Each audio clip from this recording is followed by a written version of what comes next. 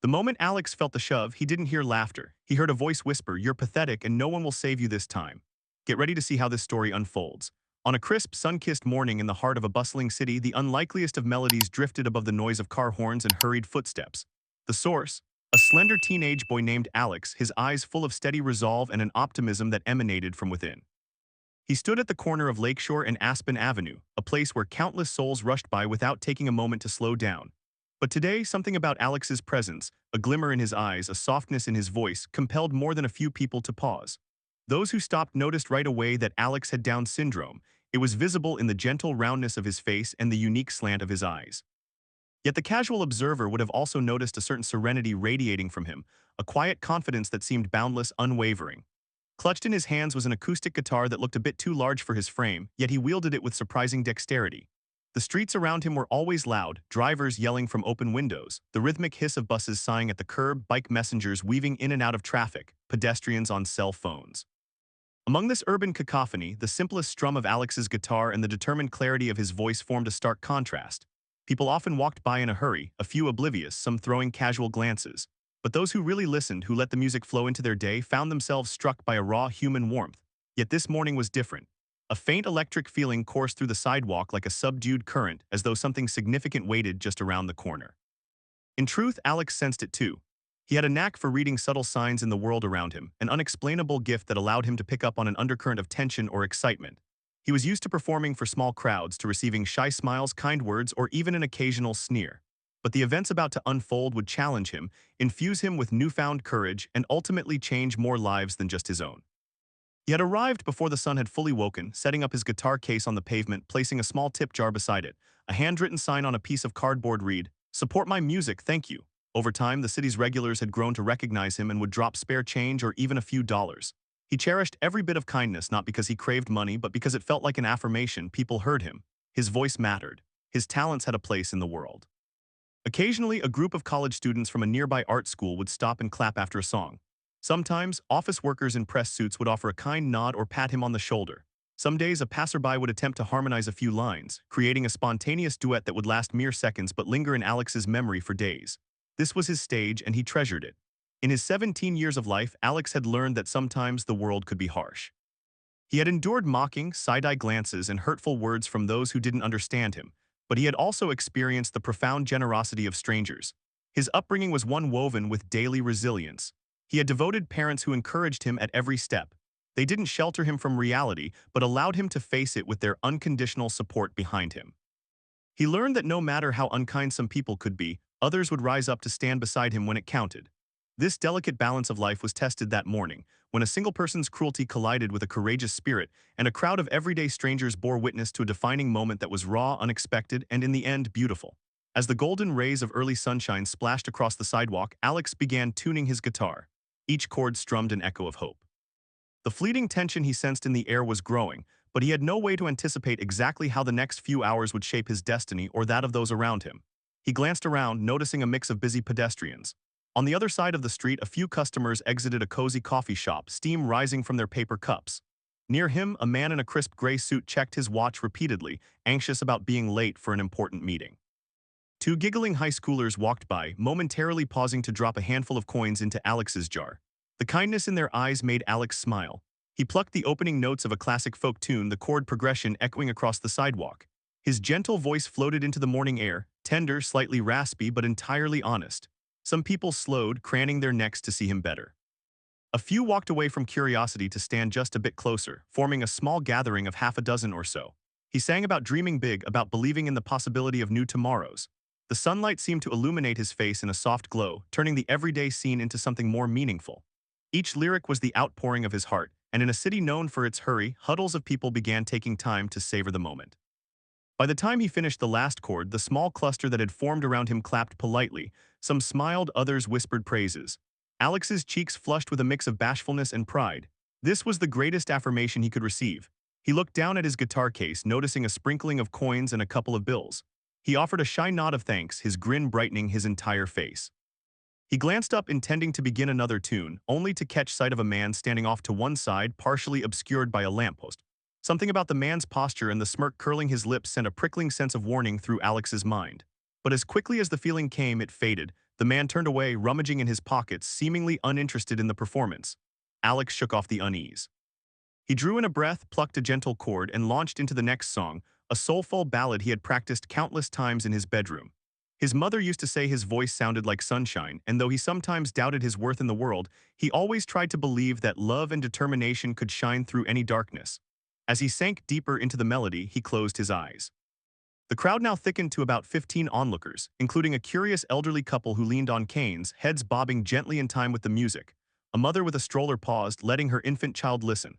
A pair of street vendors watched from across the street, occasionally glancing at each other with warm smiles, nodding in appreciation of Alex's dedication. Finishing his second song, Alex blinked as he looked at the growing group around him. He hesitantly lifted a hand to wave, a little overwhelmed by the positive energy. Then he noticed the same man he'd glimpsed before stepping out of the crowd. The man, tall and lean, wore ripped jeans and a worn jacket, arms crossed over his chest. His face held a sneer that didn't bode well. At first, Alex tried to ignore it. He had encountered people like this before, people who stared at him with a mixture of confusion and derision. He reasoned that not everyone in the world was kind, but that didn't mean he had to stop doing what he loved.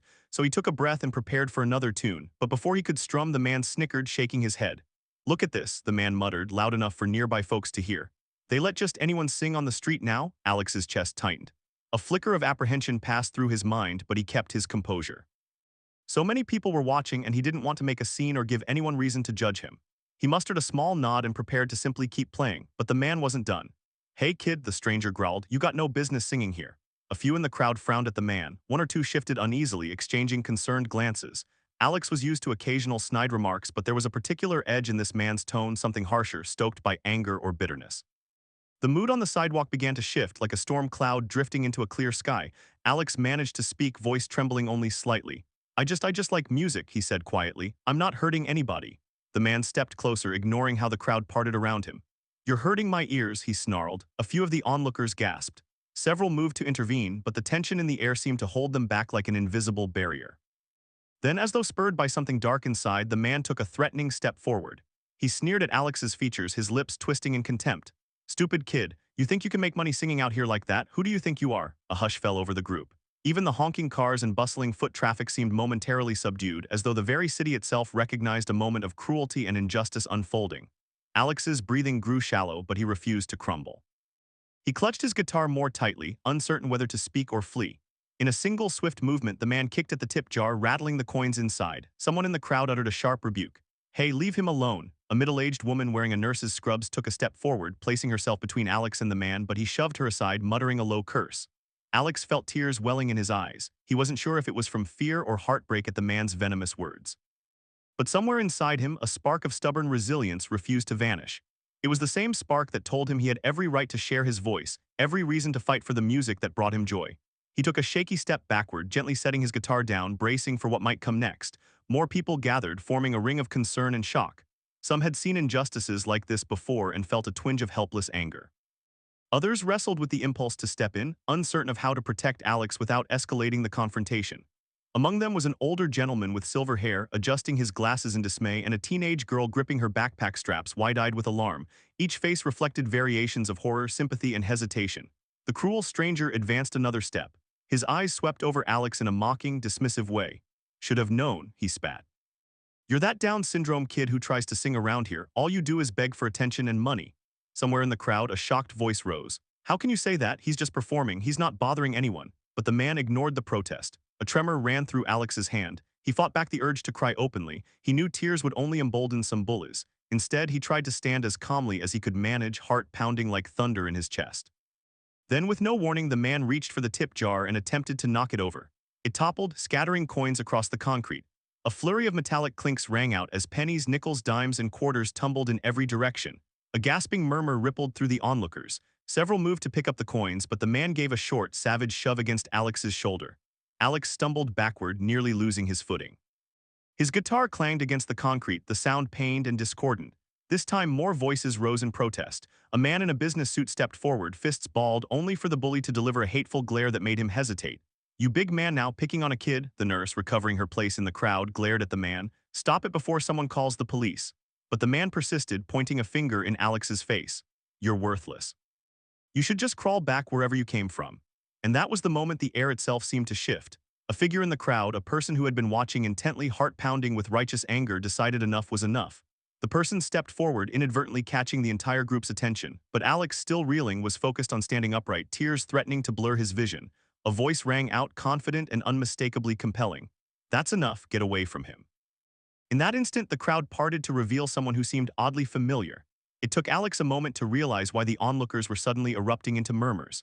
Some recognized this newcomer, someone with a certain star-quality aura and presence. Though dressed casually, the figure had a magnetism that was difficult to describe. Murmured names circulated among the watchers, some in disbelief, others in growing excitement. Yet for Alex, the name and face were a blur at first. All he saw was a kind gaze directed toward him and then a resolute glare leveled at his tormentor. The stranger, if they could really be called a stranger, moved decisively, positioning themselves between Alex and the bully. "Back off," the words spilled fiercely. "He's done nothing to you." The aggressor, taken aback, sized up the new challenger, his brow furrowed, confusion mixing with defiance. "Who are you supposed to be?" he demanded, but the defender didn't yield an inch. Hands lifted in a protective stance and a determined light shone in their eyes. "No one you want to mess with," they said in a calm but unwavering tone. For a second, the bully hesitated. He recognized the hush in the crowd, the shifting energy. He saw how everyone's attention now focused on this new presence, some of the onlookers with phones out recording. Anger and shame flickered across his face. He could have continued spewing hateful words, but something told him he'd crossed a line and it was about to cost him. The local celebrity, though not yet explicitly identified in Alex's mind, stood firm, showing no fear. The tension in the air was thick, almost stifling. Everyone waited, uncertain if the man would lash out or back down. At last, with a grunt of frustration, the bully stepped back. "This isn't over," he muttered, the threat hollow but unsettling. Before anyone could say more, he spat on the ground and stalked off, his footsteps receding into the crowd until he disappeared. A collective breath exhaled, tension unraveling on the sidewalk. For a moment, everything was still. Then the watchers broke into a chorus of relieved murmurs, some approaching Alex to make sure he was okay, others shooting grateful looks at the newcomer who had intervened. The nurse bent down, carefully picking up the scattered coins. The man in the suit exhaled shakily, shaking his head as though to dispel lingering adrenaline. Alex stood there, still trying to process what had happened. His throat felt tight, the insult and the shove had rattled him. Yet at the same time, the kindness of all these strangers converging in that moment felt like a protective bubble of compassion surrounding him. Slowly, he wiped at his eyes. "Hey," came a voice at his side, gentle and soothing. "You okay?" Alex blinked. Now up close, he recognized the face peering at him with concern. A singer he had seen on TV once, maybe more than once, or had listened to on the radio. Could it be? There was no mistaking the melodic lilt in their voice or the kind sincerity in their gaze. Alex began softly, not quite sure how to handle the sudden presence of someone famous. The person placed a steadying hand on his shoulder. "I'm sorry you had to go through that," they said. "Nobody deserves that kind of treatment. Especially not for sharing their music." Still awestruck, Alex nodded, struggling to find words. The onlookers looked equally amazed. Some began to clap hesitantly, not because a stage performance had just begun, but because they felt the moment demanded an expression of solidarity and gratitude. A middle-aged man near the front of the crowd cleared his throat. "I just want to say that was incredibly brave," he said, nodding at the celebrity who'd intervened. "Both of you, actually." Alex lowered his gaze modestly, still clutching his guitar, which fortunately seemed unharmed apart from a few scuffs on the side. He could barely wrap his head around what had just taken place. Moments ago, he was singing to random passers-by. Now he stood face to face with a prominent musician, the very same whose songs he had sometimes learned to play at home. The local star, someone the city loved for their philanthropic acts and beloved discography, looked around at the crowd, acknowledging their admiration but focusing on Alex. "What's your name?" they asked him gently. "Alex," he managed. "My name, Alex." "Well, Alex, I'm sorry that jerk came after you like that. Are you hurt?" He shook his head. "No, just a little shaken." Truth was, he ached from the rough shove and his feelings were bruised by the cruelty of the encounter. But he also felt buoyed by relief that it was over, by the kindness that surrounded him now. Careful hands returned his scattered tips to the jar, and someone else picked up his cardboard sign, handing it to him with a gentle smile. Another voice rang out, offering encouragement. "You sing beautifully," a woman said, and a ripple of agreement moved through the crowd. They nodded and murmured heartfelt assent, a collective push against the darkness that had briefly tainted the sidewalk. For a moment, no one spoke. Alex stood quietly, that sense of awe still washing over him, grateful for the many watchful eyes and the protective stance of the celebrity who had come to his defense. Then the well-known musician turned to him with an unexpected twinkle in their eye, a grin forming on their lips.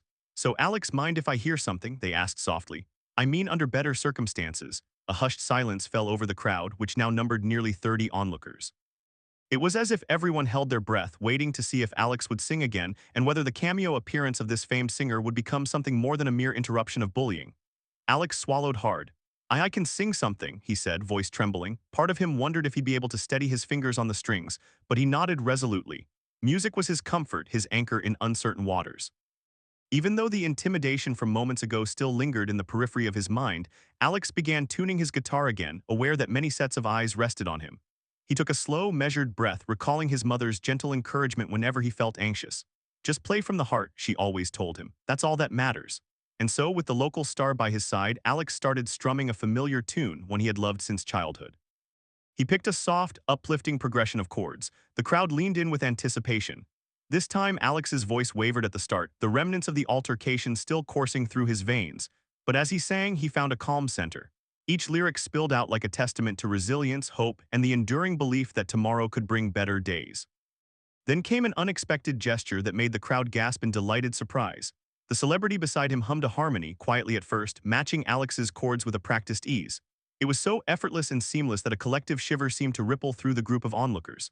Alex nearly lost his place, stunned by the harmony weaving itself around his vocal line. He glanced up wide-eyed.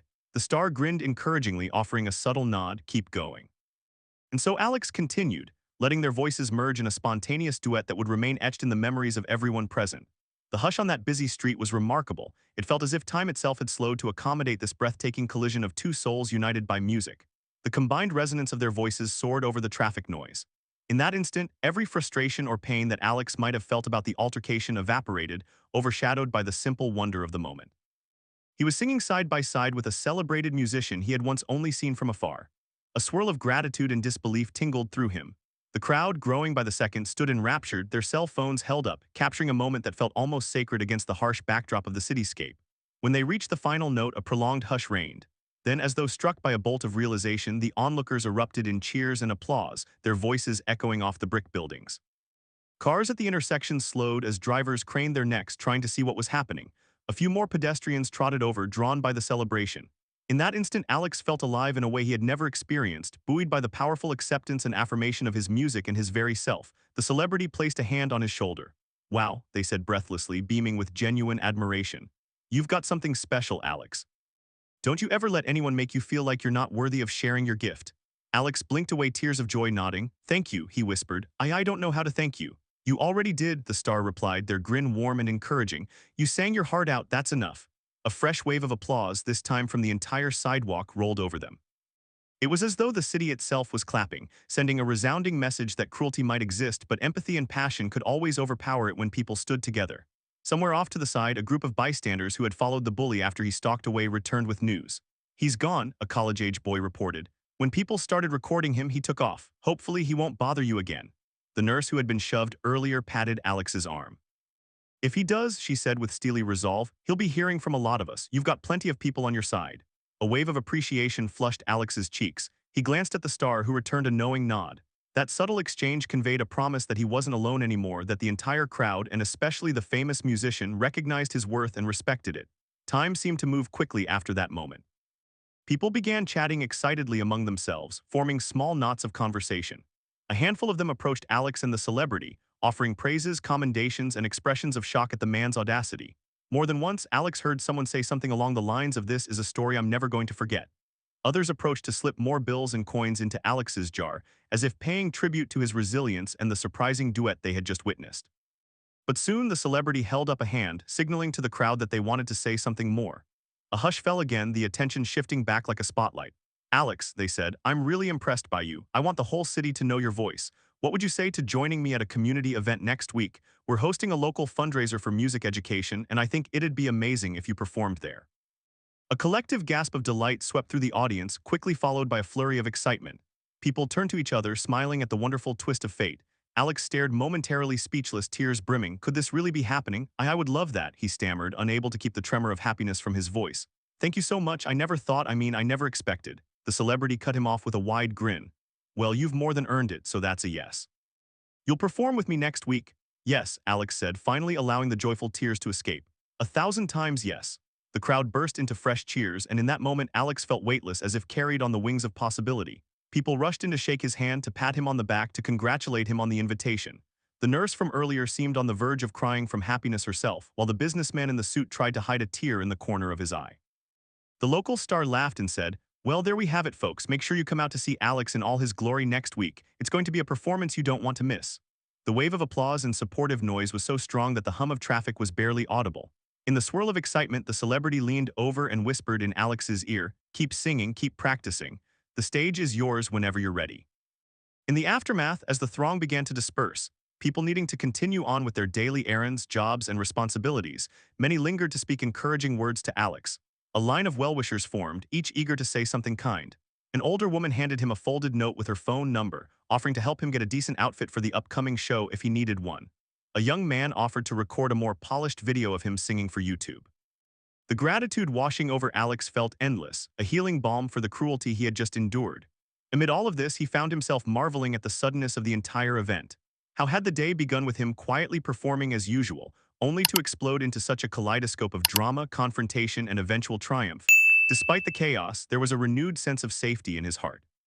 The city could still be harsh, but it also protected him through the compassion and moral courage of strangers.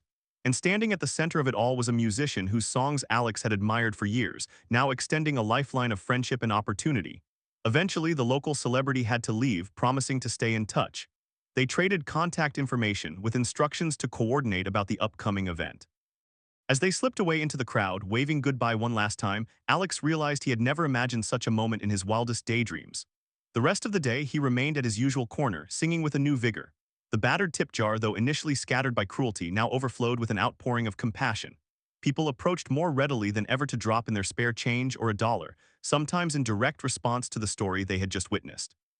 They paused to chat, to listen to a song, to remind him that he was cherished. Word spread quickly, and even those who hadn't been present had heard the buzz. Some local star had performed with a young busker and promised to feature him at a major community concert. By late afternoon, Alex's tip jar was heavier than ever. More importantly, he felt the intangible wealth of belonging and support. When twilight fell, Alex carefully packed up his guitar.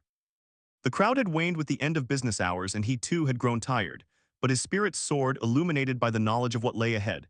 As he prepared to head home, he felt a gentle tap on his shoulder. He turned to see the nurse from earlier, her expression one of lingering concern. "I just want to be sure you're okay," she said kindly. "That was terrifying, what happened. It's not fair you had to go through that." Alex nodded, offering a small but sincere smile. "I'm all right," he said. "It was scary, but I'm better now." She placed a hand on his arm. "We're all proud of you," she told him, "and next week I'll be in the front row cheering you on." "Thank you," Alex managed, overwhelmed by emotion. With one final smile, the nurse walked away, disappearing into the evening crowd. Alone now, Alex turned toward the subway station, feeling the press of the guitar case and tip jar as a comforting weight in his hands. Exhaustion mingled with a buzz of excitement in his veins. Tomorrow and all the tomorrows after would be a chance to share his voice on a bigger stage than the corner of Lakeshore in Aspen. Yet he knew he would never abandon that street corner entirely. This place had forged him, toughened his resolve, taught him to sing against the tide of daily struggles. It was his proving ground, and it would always hold a special place in his heart. With every step he took, Alex's mind drifted to the upcoming performance. He imagined the bright lights, the crowd, the hush before the first chord. It felt dizzying and magical, but he wasn't afraid. He would practice, he would prepare, and he would continue to believe. And with the memory of a shared duet still fresh on his mind, a protective voice harmonizing with his, he felt certain that any stage he stepped onto would welcome him as he was. If only that had been the end of the story. But reality doesn't tie up so neatly, even after a moment of triumph. For while Alex walked home that evening, humming a melody that still lingered in his mind, the waves set in motion by the day's events continued to swirl through countless lives. The man who had bullied Alex would not simply vanish. He had stormed off with a scowl and a bitter taste in his mouth, possibly fueled by reasons no one yet understood. The onlookers who filmed the incident would share the footage on social media, generating immediate buzz that would ripple far beyond the busy intersection. And the local celebrity, though a champion in that moment, had 1,000 responsibilities and commitments. Would they truly follow through? Would the promise of a duet at the community event remain solid?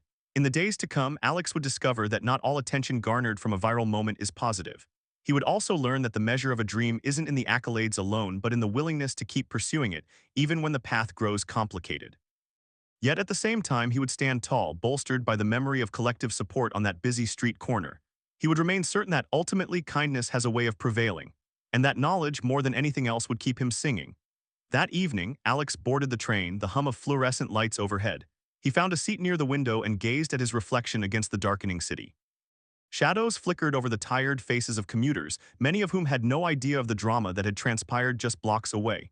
He felt a pang of surrealism. He was still the same boy who had climbed onto the train that morning, but in another sense he had changed. He had faced down hatred and not crumbled. He had shared a spontaneous moment of beauty that brought a cheering crowd together. And he had discovered, beyond a doubt, that he wasn't as alone as he might have believed in his quiet, uncertain moments. Even in a city brimming with millions, empathy and unity could appear out of nowhere, forging a bond as strong as any friendship. A faint memory tugged at him, a day long ago when he was maybe 7 or 8, sitting in a doctor's waiting room with his mother. A few other parents stared at them with pity, some children pointed or whispered. Alex had felt so small, as though his differences made him less worthy. But his mother had crouched down to his level, looked him straight in the eyes and said, "You are strong, you are important, don't let anyone tell you otherwise." Now, nearly a decade later, those words felt more real than ever. He whispered them to himself as the train swayed gently on its tracks. Soon he would be home. He pictured the small kitchen where his father would be cooking dinner, possibly humming a tune Alex had taught him. He imagined his mother's face lighting up as he told her about his extraordinary day. Surely, the news of a cameo by their favorite musician would leave her speechless. He wondered how to convey the swirl of emotions in his chest: gratitude, disbelief, hope, and yes, a hint of fear at what the future might hold. At the same time, a glimmer of caution stirred in him. The day's events had shown him both extremes of human nature: callous cruelty and overwhelming compassion. Though the latter had triumphed in the confrontation, he knew that negativity could resurface in various forms. The memory of the slurs the bully had hurled at him echoed in his mind, but he held on to the knowledge that he was more than any insult. He was a musician, a dreamer, and a young man with a heart determined to shine through adversity. When the train pulled into his station, Alex carefully stood, cradling his guitar case as though it held not just his instrument but the echoes of that unforgettable duet. The walk to his home was only a few blocks from there. Night had settled over the streets, but the stars were out in full force, glittering beyond the glow of streetlights. He breathed deeply, absorbing the fresh, cool air and letting it fill him with the kind of hope he used to only feel when singing alone in his bedroom. His house was modest, a one-story with a small front yard, neatly kept despite the city's hustle. A lamp glowed in the living room and he could see the silhouettes of his parents through the window. The comforting knowledge of their presence brought a smile to his face. Opening the door quietly, Alex stepped inside to find his mother in the kitchen, stirring a pot on the stove. The delicious aroma of tomato sauce and spices wafted through the air. She turned upon hearing the door and lit up at the sight of him. "You're home a bit later than usual, sweetheart," she said, concern mingling with her usual warmth. Then, taking in the flush of excitement on Alex's face, her voice grew soft. "What happened?" Setting his guitar aside, Alex practically burst with the urge to tell her everything. Before he could speak, she noticed that his tip jar was stuffed with more bills and coins than ever before. Her eyes flicked back to him, curiosity even more piqued. So he began. Slowly, carefully, he recounted the story: the performance, the cruel stranger, the hateful slurs, the scattered coins, and the looming threat of violence. His mother froze, her grip tightening on the wooden spoon. Her face paled at the mention of someone shoving him and the vile language used. She took a step forward, concern etching lines into her forehead, ready to comfort him or to express outrage, maybe both. But as Alex continued, describing how the celebrity had intervened, the tension in his mother's eyes eased, replaced with wonder. By the time he explained how they ended up singing together, how the entire crowd gathered, and how he was invited to perform at a community event, her shock morphed into unbridled excitement. She listened quietly, tears threatening to spill. He concluded with a soft, "Can you believe it?" She set the spoon aside and pulled him into a hug. "Oh, Alex," she whispered, her voice trembling, "my brave, talented boy, I'm sorry you had to face all that, but I'm so proud of you, and I'm so grateful you had people around who knew what was right." He soaked in her embrace, then gently pulled away, meeting her gaze. "They want me to perform at their event next week," he said. "In front of a real audience, Mom, I don't know what to do next." She laughed, brushing back tears of joy. "You do exactly what you always do: you practice, you perform, and you sing with that heart of yours that touches everyone who hears you." Her eyes darted to the clock. "Your dad's still at work, but he should be home soon. He's going to be over the moon." Alex nodded, placing his guitar case in the corner of the living room. He noticed a fresh wave of adrenaline coursing through him at the thought of the performance. But he also felt fatigue from the emotional roller coaster. "I might go lie down for a few minutes before dinner," he murmured. His mother patted his shoulder affectionately. "Go ahead, I'll call you when it's ready." In his bedroom, walls lined with posters of his favorite bands, with a small lamp casting a warm glow over the neatly made bed, Alex sank onto the mattress. He glanced at the acoustic guitar his parents had gifted him years ago, remembering how excited he was to strum his first chord. He recalled how those earliest sounds were clumsy and unsteady, but filled with childlike wonder. Now, after countless hours of practice and love poured into each note, his music had led him to an unimaginable place. He closed his eyes, letting the day's events swirl like a montage in his mind: the bullying, the rescue, the duet, and the promise of a bigger stage. Somewhere in those images, he felt a sense of destiny. His mother always said he was born with music in his soul. Maybe this was just another step along his path, another verse in his ongoing melody. And so he drifted into a brief doze, thoughts fluttering softly. He dreamed of standing on a grand stage before a cheering crowd, the lights bright but not blinding. He saw the local celebrity giving him a confident thumbs up from the wing. He heard the rousing music that felt as though it was coming from within his own heart.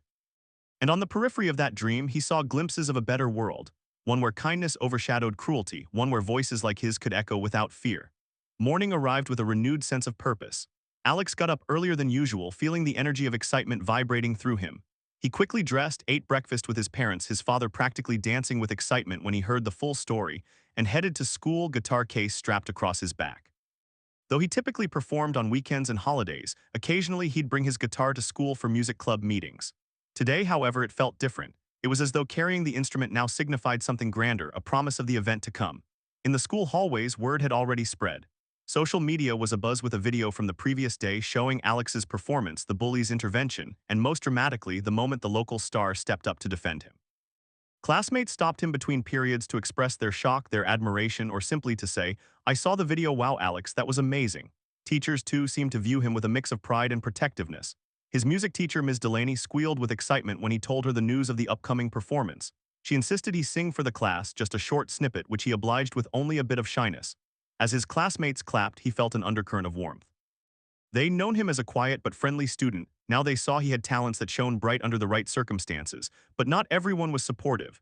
He heard a few snickers as he walked by certain clusters of students in the hallway. Some whispered remarks behind cupped hands, eyes flicking to him with curiosity or thinly veiled disdain. That was nothing new, he had faced that his entire life. People who misunderstood, who assumed that Down syndrome was a barrier to all success or that his place in the world was lesser. Yet the difference was that now he had a deeper well of confidence to draw from. He had faced ugliness head-on in front of a crowd, and the result had been a triumphant chorus of support, so he walked taller even as he heard a stray remark. He knew that for every person who mocked him, there were many more who believed in him, and that belief was stronger than fear. When the final bell rang, Alex headed straight to music club, determined to begin practicing for the performance as soon as possible. He wanted to choose the perfect songs to ensure that he would be ready to sing alongside a professional. The small room where the club met was lined with posters of famous musicians: Billie Holiday, Freddie Mercury, Elton John, and a corner held a dusty upright piano with chipped keys. The second he entered, Ms. Delaney greeted him with a broad smile. "Alex, so glad you're here," she said. "We're all excited to help you prepare for your big moment."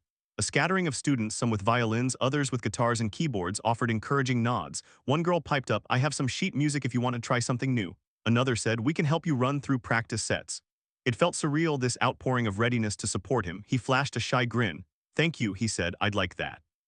Over the next hour, they plowed through different songs, testing chord progressions, playing with possible medleys. Ms. Delaney offered pointers on breath control, reminding him gently, "Relax your shoulders, Alex, your voice is so expressive, you don't want tension to hold you back." They even tried a run-through of the duet from the day before, with one of the students stepping in to sing the celebrities' parts. It wasn't quite the same as having the star's voice there, but it gave Alex a sense of where the harmonies meshed, how best to make them shine. By the time he left school, his throat felt pleasantly sore from practice, and a bag of sheet music rustled under his arm. He made his way to the bus stop, glancing at the swath of red and orange in the sky as dusk began to settle. Though the day had been long, he couldn't resist the urge to stop by his usual performance corner. Maybe he wouldn't sing for too long, just enough to keep himself grounded. When he arrived, the corner was quieter than usual.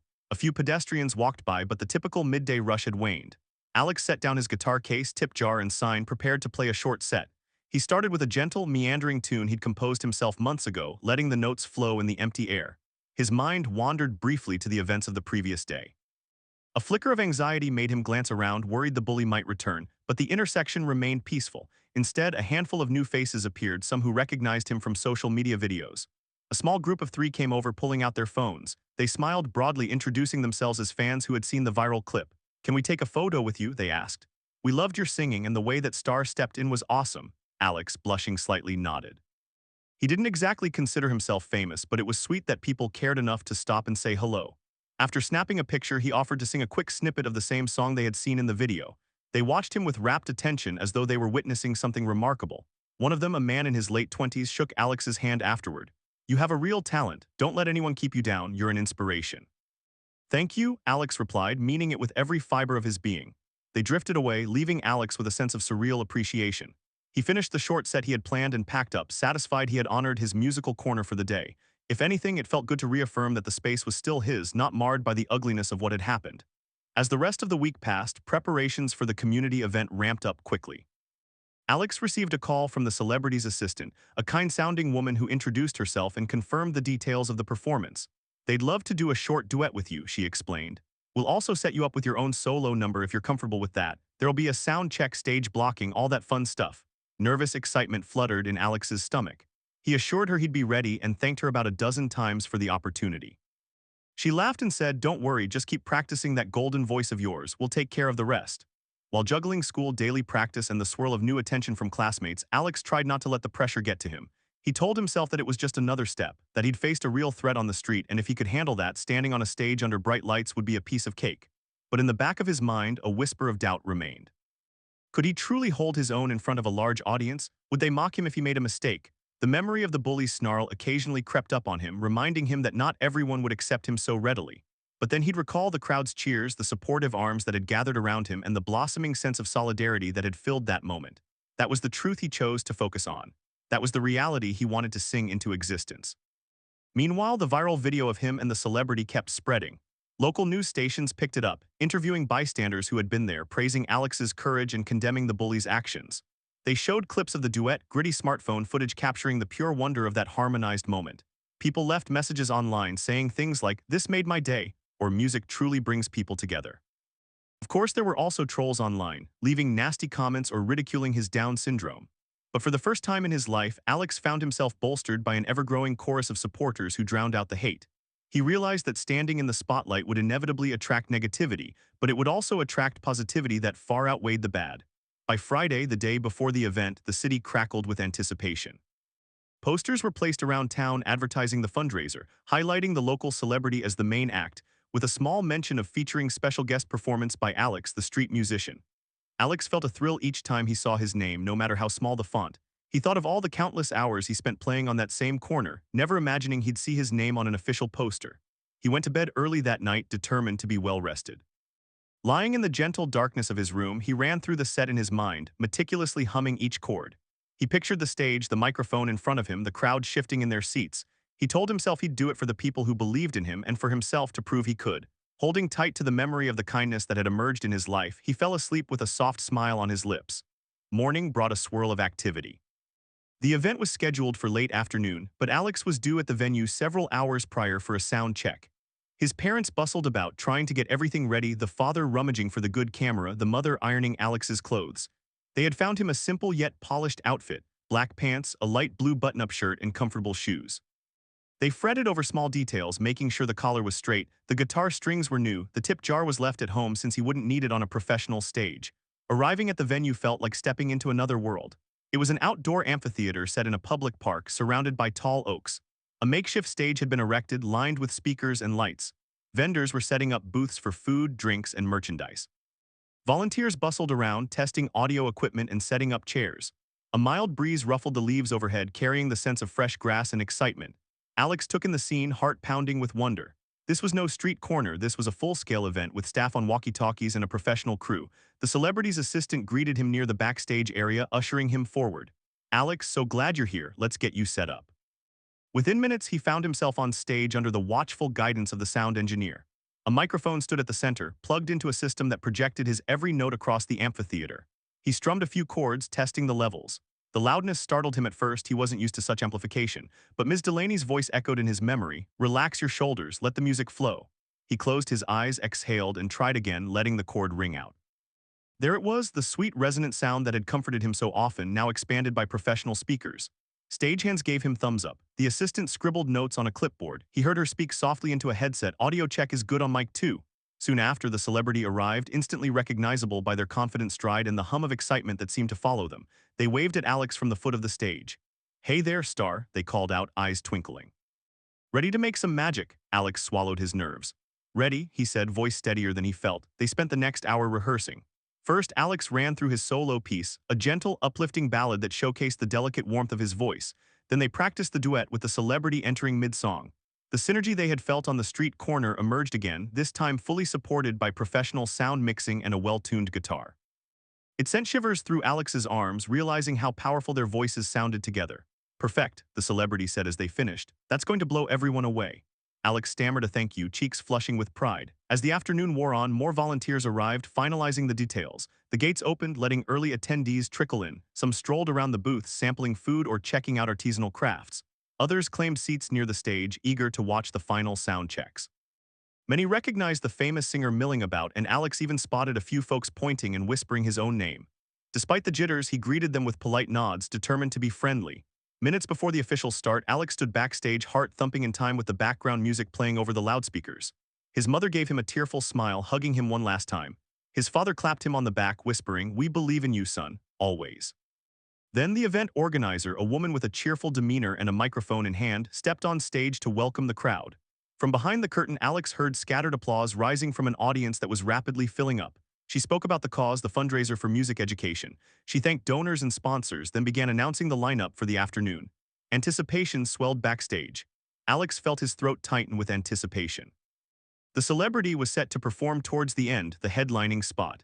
Alex's solo was to precede them, followed by the duet. The arrangement was designed to surprise and delight the crowd, though many already suspected Alex might appear due to the publicity. He peered out from behind the curtain. Rows of chairs extended far back, more than he had ever seen while performing. He gripped his guitar, reassuring himself that this was no different than singing on a street corner, except for the thousands of eyes that would soon be on him and the massive sound system projecting his every note. The minutes crawled until finally the organizer introduced him. "And now, ladies and gentlemen, we have a very special guest. You may have seen him performing on our city streets or watched the viral video of him singing alongside our headliner. Please give a warm welcome to Alex." The applause rolled over him like a wave. Hands trembling, he stepped into the spotlight. A momentary dizziness gripped him, stage fright threatening to strike full force, but then he spotted his parents in the front row, Ms. Delaney beside them, all beaming with unfiltered pride. He glanced at the sprawling, expectant crowd, glimpsing countless phones lifted in the air, capturing this moment. Alex approached the microphone. For an instant, his mind went blank. Then he recalled how it felt the day before, standing firm in the face of hostility, singing from the heart. If he could find his voice then, he could find it now. He drew a breath, exhaled, and began. The first chord reverberated across the amphitheater, and a hush descended on the audience. He sang a song of promise, a gentle tune about dreams unfolding like flower petals in springtime. Each lyric found its way into the air, weaving a tapestry of emotion that floated above the crowd. Alex could scarcely believe how quiet everyone became, how intently they listened. Where once he might have felt overshadowed or judged, he now sensed a collective curiosity, an open-hearted willingness to hear him out. It wasn't just that they'd seen him in a viral clip, they truly wanted to share this experience. As the first chorus soared, Alex saw a ripple of goosebumps on the arms of the people in the front row. He poured every ounce of vulnerability and sincerity into the notes. If there was any lingering doubt from the confrontation that started this journey, it vanished.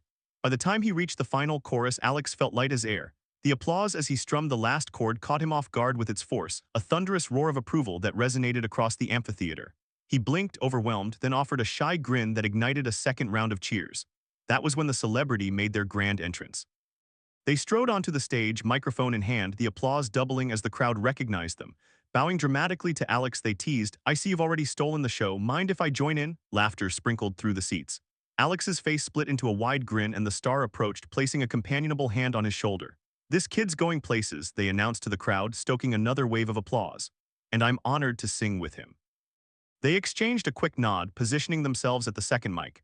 The band behind them played an introductory chord, and the audience collectively leaned forward in anticipation. Alex felt his heart thunder anew, a fresh jolt of adrenaline. This was it, the moment they'd rehearsed, the moment so many had anticipated since the street performance. He began the duet, voice steady but soft, carrying the same vulnerability that had endeared him to so many. Then after two lines, the star slid into the harmony, their voice a perfect, polished counterpoint. The synergy was undeniable. Every note they hit together seemed to sparkle in the air. Far from the dusty city corner, in a setting carefully curated for polished performances, they recreated the magic that had first captivated onlookers. The crowd couldn't contain their excitement, erupting into cheers mid-song, only to hush again so they could soak in the music. More than a few had tears in their eyes. Strangers stood shoulder to shoulder, wrapped in the glow of a shared emotional experience. This was music at its purest, two voices melding, bridging differences, defying doubt. When they reached the final harmony, the audience roared, an ovation so powerful it vibrated through Alex's chest.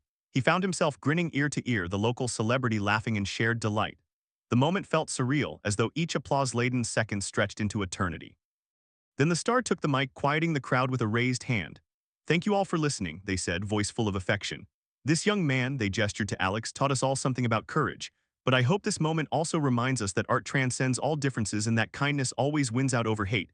Let's give Alex one more round of applause." Another tidal wave of cheering poured forth, and Alex felt tears prick his eyes. He glimpsed his mother in the front row, wiping tears of her own, his father's grin wide enough to split his face. Ms. Delaney clapped so enthusiastically that her hands must have stung.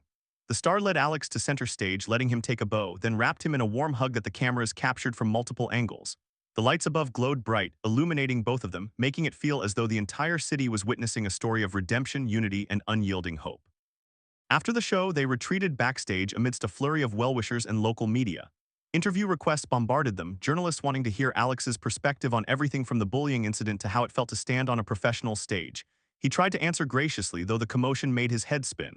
The celebrity, noticing his overwhelmed expression, swooped in. "All right, folks, let's give Alex a breather," they said gently, guiding him away. "He's got plenty of time to tell his story, but for now, let's let him celebrate this victory." And so they stole a quiet moment in a corner behind the stage, two folding chairs set beside a large potted plant, the bustle of the concert continuing on the other side of the curtain. Alex found himself panting slightly, heart still racing from the performance and the flurry of attention. "That was amazing," he managed between breaths. "I don't know how to thank you." The star placed a hand on his shoulder. "You already did by sharing your gift," they replied. "I knew from the moment I heard you sing that day that you had something, and no bully in this world can take that away." A soft chuckle escaped Alex. He felt a surge of relief, as though the anxiety he'd carried for so long was melting away. "Do you really think I have a chance to pursue music?" "Absolutely," the star said. "If you want it, it's yours. Sure, it'll take work. It's not always easy. But your voice, your story, people connect with it." They paused, glancing at the swirl of activity, the stage lights, the hum of applause still echoing in the air. "If you ever need guidance, someone to bounce ideas off of, let me know. The music industry can be tough, but it can also be beautiful." Alex nodded, wonder brimming in his eyes. He dared to imagine a future, maybe local gigs, maybe open mics, maybe even a band of his own one day. He saw a winding path, but also an open doorway he'd never noticed before. Before they parted ways, the star slid a small slip of paper into Alex's hand. "My personal contact," they explained. "You want advice, you call, I mean it." Then with a final smile and a wave, they were called away by event organizers. Alex, left alone for a moment, stared at the paper. It felt like a treasure map, an invitation to continue the journey that started on a city street. He slipped it into his pocket, heart fluttering. His parents appeared next, hugging him with unrestrained joy. They had tears on their cheeks, voices thick with emotion. "We love you so much," his mother choked out. "You did beautifully," his father nodded. "Amazing, kiddo, simply amazing." Ms. Delaney joined in, praising his technique, adding suggestions for how he could develop further. A swirl of gratitude welled inside Alex, making him nearly dizzy. He marveled at how much difference a single day or even a single moment could make. Yesterday, he was just a teenager singing on the street, worried about a bully who saw him as less than human. Today, he was a performer who had commanded an audience's attention and garnered respect from an acclaimed musician. It was a reminder of the unpredictable flow of life, a testament to the idea that everything can change in an instant, for better or for worse. And in this case, the better had arrived triumphantly, banishing the memory of cruelty with a chorus of applause. Later that evening, after the event wound down, Alex's parents took him out for a small celebratory dinner at a modest Italian restaurant near their home. Tired as he was, Alex felt like he was floating. He replayed the day's highlights in his mind, scarcely believing it had all happened. When they finally returned home, he trudged to his bedroom, still dressed in his stage outfit, flopping onto the bed with an exhausted sigh of happiness. Sleep claimed him quickly, dreams suffused with bright lights, swirling notes, and the memory of standing in front of a massive crowd. In those dreams, the city corners and the amphitheater stage merged, blending seamlessly into a single grand platform, a place where his voice could rise freely. In the days that followed, life took on a new rhythm. He resumed school, still carrying books from class to class, still practicing guitar at home. But he also fielded new invitations, local coffee shops that wanted him to perform, small charity events that asked if he might consider playing a song or two. Each request felt like a step further into a world he once only glimpsed from afar. His parents watched with cautious pride, ensuring he balanced his excitement with his responsibilities. "We want you to pursue your dream," his mother told him, "but remember, take it a day at a time. It's easy to get swept up in the excitement." He nodded, appreciating her guidance. He knew the future could be as daunting as it was thrilling. Still, each new day felt like a gift, an unfolding path shaped by that pivotal moment of both adversity and unexpected kindness. Meanwhile, news of the bully's outburst spread, largely through the viral video. Some recognized him, though he wasn't identified by name in the footage. There were rumors that a few local advocacy groups wanted to press charges or at least identify him to speak out against hate crimes. Alex, for his part, felt a mixture of pity and residual fear when he thought of the man. Would he come back? Would he try something worse? So far, there had been no sign of him, no retaliatory threats or reappearances. Alex hoped the man would somehow find a better path, though he recognized how the world often left such questions unanswered. At school, a few students who'd once been distant or dismissive now greeted him with respectful nods. Others sought him out, curious about the performance, wanting to glean tips on how to find that kind of courage. A small wave of activism began, with some classmates asking how they could better support students with disabilities or how to stand up to bullying. Though Alex blushed at the attention, he welcomed the idea that people were thinking differently because of his story. If it prevented even one person from enduring what he went through, it was worthwhile. His daily life still included normal teenage struggles, homework, peer drama, a bit of anxiety about upcoming exams. Music was his lifeline through it all. Whenever stress threatened to drown him, he'd pick up the guitar, close his bedroom door, and strum until the chords washed his worries away.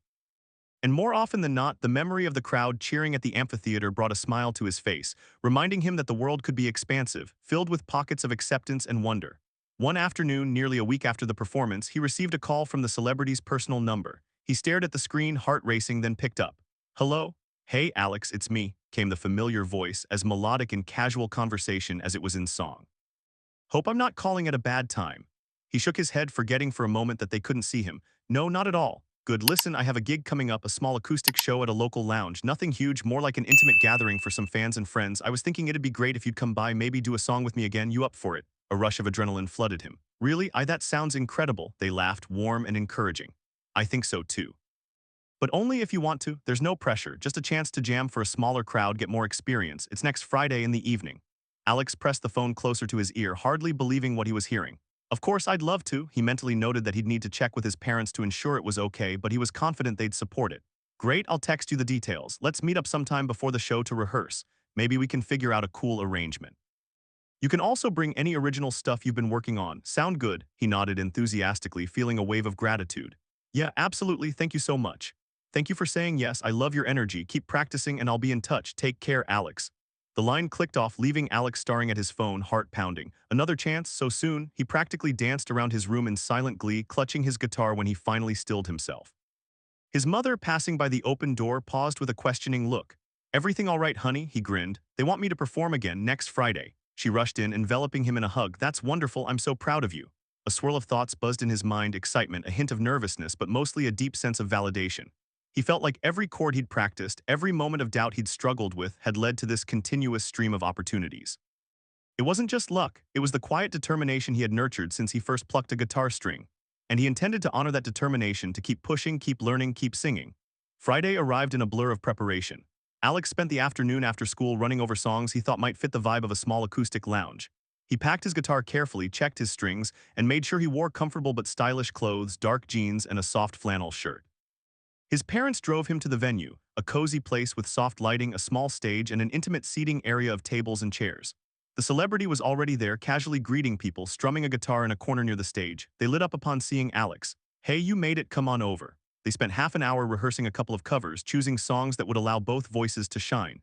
The star occasionally offered tips, but mostly admired how quickly Alex caught on. "Your ear for harmony is excellent," they commented. "You'll be a pro at this in no time." The show started soon after. The lounge wasn't packed, but the audience was attentive and appreciative, leaning in when the star took the stage. After a few solo numbers, they invited Alex to join them for a duet. With minimal preamble, the two launched into a stripped-down version of a well-known ballad, trading verses and merging for a goosebump-inducing chorus.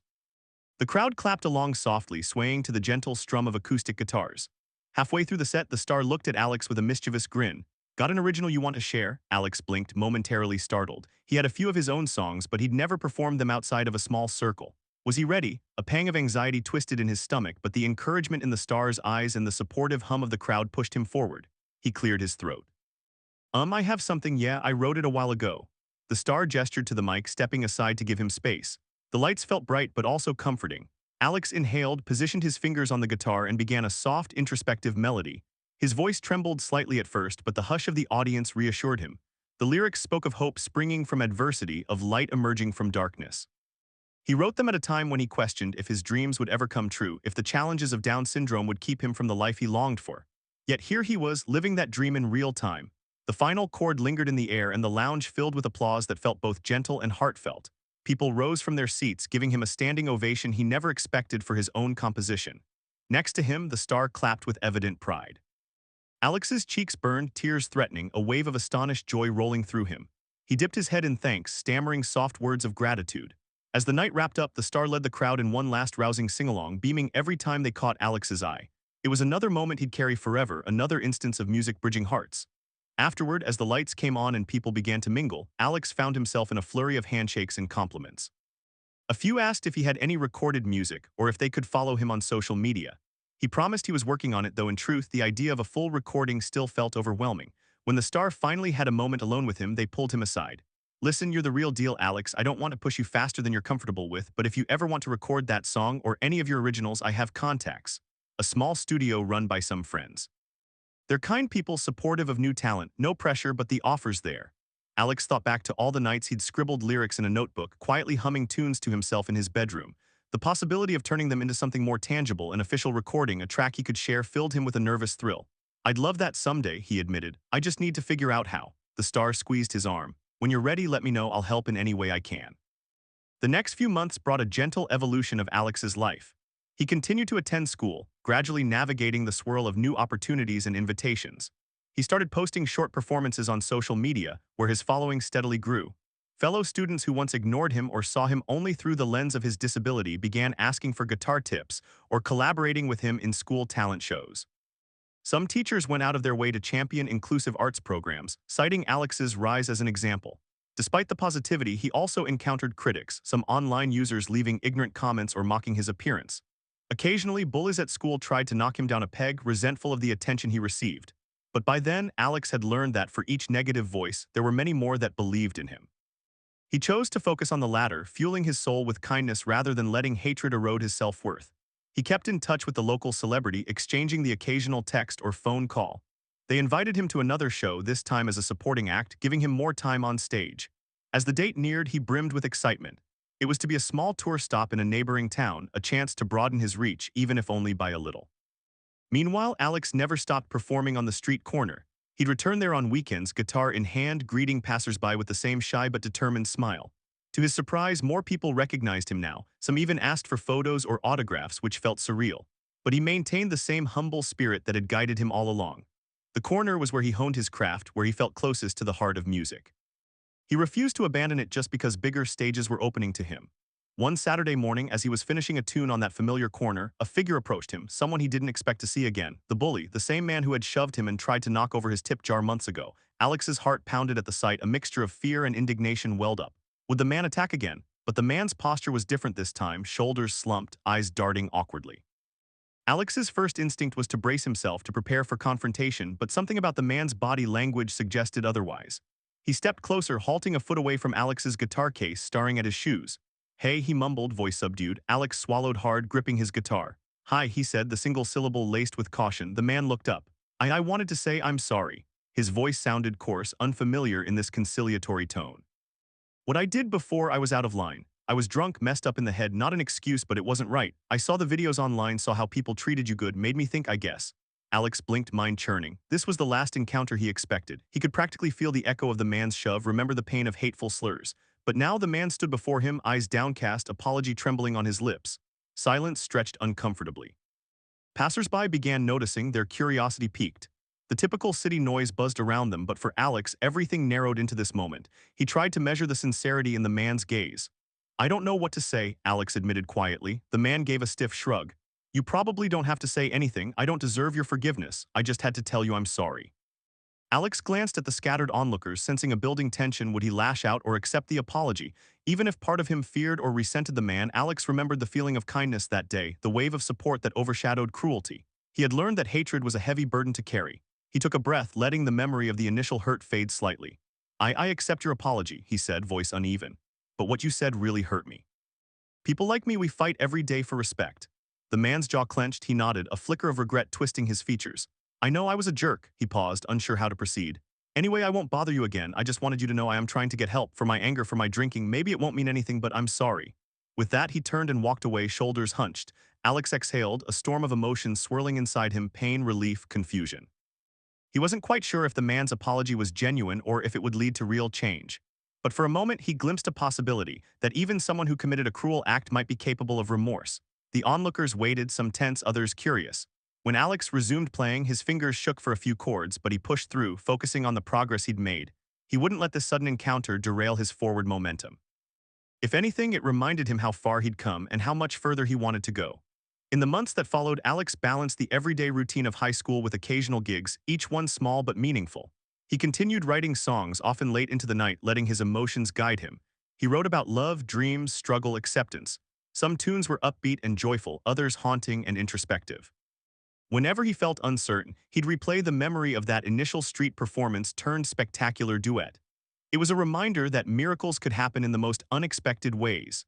He recorded a demo at the star's recommended studio, a modest endeavor, just a handful of tracks laid down to capture his voice in a controlled environment. Listening to the playback for the first time gave him goosebumps, because it was tangible proof that he had evolved from a timid street performer into someone who could carve out a space in the musical world. By the time graduation approached, Alex had a small but dedicated local following, along with a supportive online community.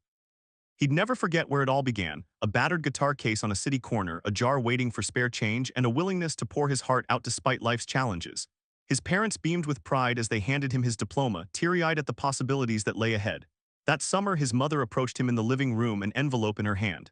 "This came for you," she said, handing it over with a hint of excitement. Alex opened it, carefully extracting a letter emblazoned with a recognizable Music Institute's letterhead. He read it once, then again, tears blurring his vision.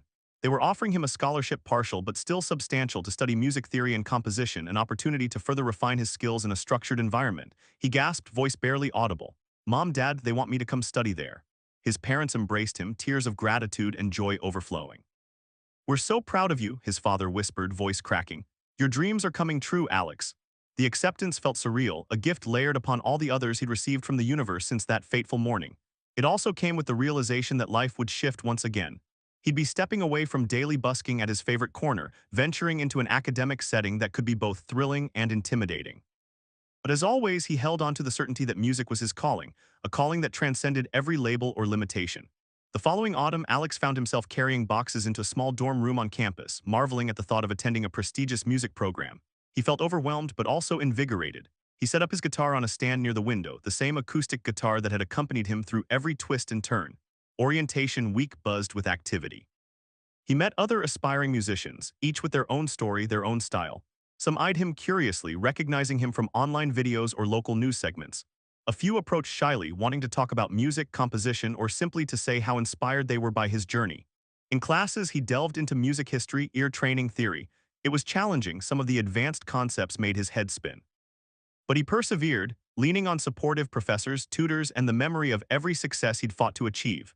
The star who had discovered him checked in occasionally, offering words of encouragement, even visiting once to attend a small campus concert where Alex performed a new original piece.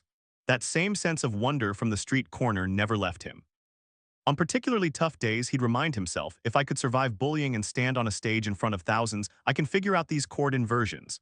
He found new friends, people who appreciated his sincerity and devotion. Late-night jam sessions in practice rooms became a cherished routine, improvising chords, tinkering with melodies, forging new songs under flickering fluorescent lights. Time rolled on. Alex's growth as a musician was paralleled by his personal growth. He gained a deeper understanding of arrangement, orchestration, and music technology. Each semester brought new challenges: a concert, a recording session, a collaboration with other students. His network expanded, and so did his aspirations. Still, he stayed connected to his family, returning home for breaks and special occasions. When he did, he always made time to revisit his old busking spot, even if just for a short set. Some of the old regulars would stop by, beaming at him with genuine pride. In these moments, Alex felt grounded in his roots, a testament to the idea that no matter how far you go, it's important to remember where you started. He kept up with the local celebrity too, who occasionally invited him to partake in charity events or casual recording sessions. Each reunion felt like a meeting of old friends, reminiscent of the day that had cemented their bond. Sometimes the star teased him, calling him a rising prodigy, while he teased back, saying they were stuck with him as a permanent duet partner. A couple of years into his studies, Alex had the chance to perform in a significant student showcase at a well-known auditorium in the city. Representatives from various record labels and arts organizations would be in attendance, scouting for new talent. The days leading up to the showcase were a blur of rehearsals, finalizing set lists, and battling nerves. On the night of the performance, Alex stepped onto the auditorium stage. He wore a simple black shirt and jeans, wanting to keep the focus on his music rather than his attire. His acoustic guitar gleamed under the spotlight. The hush among the audience mirrored the atmosphere he remembered from that first amphitheater show. He paused, swallowing, reminding himself that every performance was a chance to share his story. Every chord was a step toward bridging differences. Every lyric carried the message that acceptance and kindness could triumph over cruelty. Strumming the opening chord, he launched into a haunting original piece. He had refined it over countless late nights, weaving together melodic fragments to form a narrative about overcoming fear and finding solace in the support of others. His voice was no longer tentative; it soared with steady assurance, shaped by years of practice, heartbreak, hope, and triumph. The crowd listened raptly. His professors, peers, and possibly even a few industry professionals took note of the emotional sincerity in his performance. By the time he concluded, the clapping threatened to erupt into a roar. He took a humble bow, feeling his heart swell with gratitude that spilled out in every breath. Backstage after the show, he found a bouquet of flowers and a note waiting for him. The note read, "Keep shining, Alex. The world needs your voice. Your biggest fan." He knew it was from his parents, who had watched from the front row, tears glistening. A few representatives approached him, asking questions, expressing interest in possibly signing him to a small label that championed emerging artists with unique stories. He felt a dizzy thrill at the prospect, but also a calm sense of readiness. He was no longer the shy teenager uncertain of his place. He understood that a seed planted in adversity could blossom into something extraordinary if nurtured with determination and love. And so, his journey continued, propelled by the same spirit that once caused him to sing on a busy street corner for pocket change.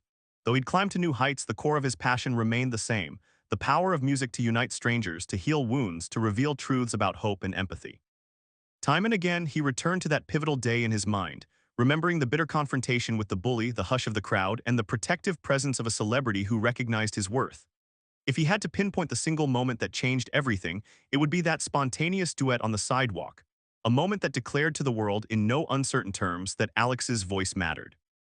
Years later, as a burgeoning professional musician, he performed at benefit concerts, philanthropic galas, and even appeared on a local TV segment to talk about disability empowerment. He offered workshops at community centers, teaching young people that their voices, their stories were valuable. Families approached him, sometimes with children who also had Down syndrome or other disabilities, saying how much his visibility and success inspired them. Each interaction reminded him that the ripples of one's stand against bullying could grow into waves of social change.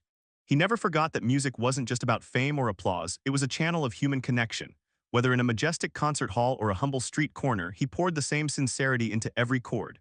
Eventually, as his career flourished, Alex found himself working on a full album, funded by the label that had taken a chance on him. He titled it Cornerstone, a nod to the street corner where everything began. The cover featured a simple photograph of him holding his guitar at that very spot. Inside, the liner notes included a heartfelt dedication: "To everyone who believes in the power of a single voice, and to those who defended me when I needed it most, I'll never forget your kindness." On a bright summer afternoon, the city streets bustled like they always did. A new generation of street performers lined various corners. Hopping passersby might toss in a few coins or spare some applause. Some had big dreams, others simply sang for the joy of it. And at the corner of Lakeshore and Aspen, a teenager with a fresh face and bright eyes was setting up a borrowed guitar, timidly placing a tip jar on the sidewalk. Passersby hurried by, but a few paused, intrigued by the pure, nervous energy in his voice. Suddenly, one of them exclaimed, "Hey, aren't you Alex? That singer who made it big?" A hush fell over the corner as people recognized the figure stepping forward, older now, more assured, but unmistakably Alex. He offered the newcomer a warm smile. "Mind if I join you?" he asked, removing the guitar case slung across his shoulder. The young performer's eyes widened. That'd be amazing," he breathed. And so Alex knelt beside the teenager, helping him tune his guitar, giving quiet words of encouragement. Together, they performed an impromptu duet, Alex's now matured voice blending with the shaky but spirited vocals of the young busker. Traffic blurred around them, pedestrians stopped, forming a half-circle of rapt attention. In that moment, Alex felt the same spark he once felt, the same rush of hope and belonging that soared above life's frenetic pace. He recognized the cycle of connection. Once a famous musician had stepped up to protect and sing with him. Now he passed the kindness forward, ensuring that the magic of music continued to shine in every corner for every dreamer. And when the final note of their duet faded, the crowd applauded, coins clinked in the tip jar, and the teenager beamed with gratitude that lit his entire face. Alex, too, felt his heart fill with renewed conviction. No act of compassion was ever too small.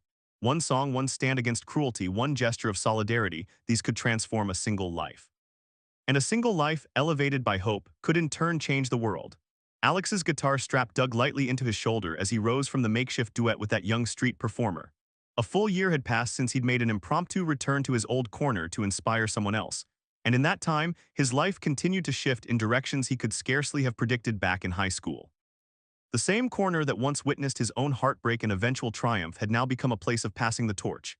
He said goodbye to the teenager, promising that he'd drop by again when he had the time, and found himself reflecting, again, on the extraordinary journey that started in that very spot. He had begun to see that moment on the street all those years ago as a kind of catalyst, an intersection between fate and fortitude, cruelty and compassion. It wasn't just about the bully or the local celebrity stepping in. It was about Alex's discovery of how music could forge a bond strong enough to pull an entire group of strangers together in protest of hate. It was a collective realization that art has the power to unify hearts. Over time, as that realization took deeper root, Alex found himself inching further into the professional music world. Yet he always made time to keep one foot firmly planted in the place that had shaped him. Now in his early 20s, Alex stood at a fresh crossroads in his career. His debut album, Cornerstone, had launched a year before. The release had been modest in scope, mostly digital, with a small run of physical copies, but it had garnered warm reviews from critics who praised the authenticity of his voice and the heartfelt lyrics that spoke to universal themes: finding acceptance, the resilience that comes from facing adversity, and the simple beauty of everyday kindness. While it was hardly a mainstream breakout, Cornerstone had accomplished exactly what Alex wanted. It connected with those who truly listened. Many among that audience, particularly teens and young adults with disabilities, reached out to him through social media to share how meaningful it was to see him up on stage, living his dream without apology. Yet for Alex, the real high point of that album's release was the small listening party he'd held at a local bookstore cafe, one that turned into an informal concert. The local celebrity had shown up to perform a few tracks with him, much to the delight of the small gathering who recognized the synergy between them. In the year since, they continued to collaborate on occasion. The star never rushed him but remained a supportive mentor who opened doors when Alex felt ready to walk through them. During that same span, Alex had quietly finished his studies at the Music Institute. He graduated with a deeper understanding of composition, arrangement, and stage presence.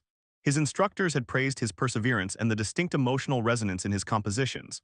They saw someone who, despite having had every reason to be cautious or self-conscious, instead chose to pour raw vulnerability into each note. It gave his music a strange kind of electricity, a sincerity rarely found in an industry that could sometimes feel manufactured.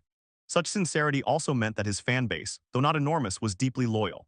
They liked that he was approachable, that he hadn't let early recognition go to his head. He responded to messages personally whenever he could, gave free mini workshops for children in community centers, and busked periodically to stay in tune with the heart of the city. He also did occasional fundraising concerts for Down syndrome awareness and broader disability advocacy. With each small step, he was carving out a name for himself in the local and regional scene, recognized not for being a novelty but for having genuine talent. There was a pivotal question that seemed to hover over him now, though. Was he ready to aim higher, to step onto an even larger stage, possibly sign with a bigger label or attempt a national tour? Part of him felt the spark of ambition. Another part worried that plunging too deeply into a high-pressure environment might crush the very authenticity that set him apart. He remembered the day the bully had torn at his spirit and how easy it had been to feel small. That day's transformation from despair to solidarity had taught him that if he allowed others to define his path, he could lose himself. So he moved slowly, carefully, balancing what felt right with the potential for growth.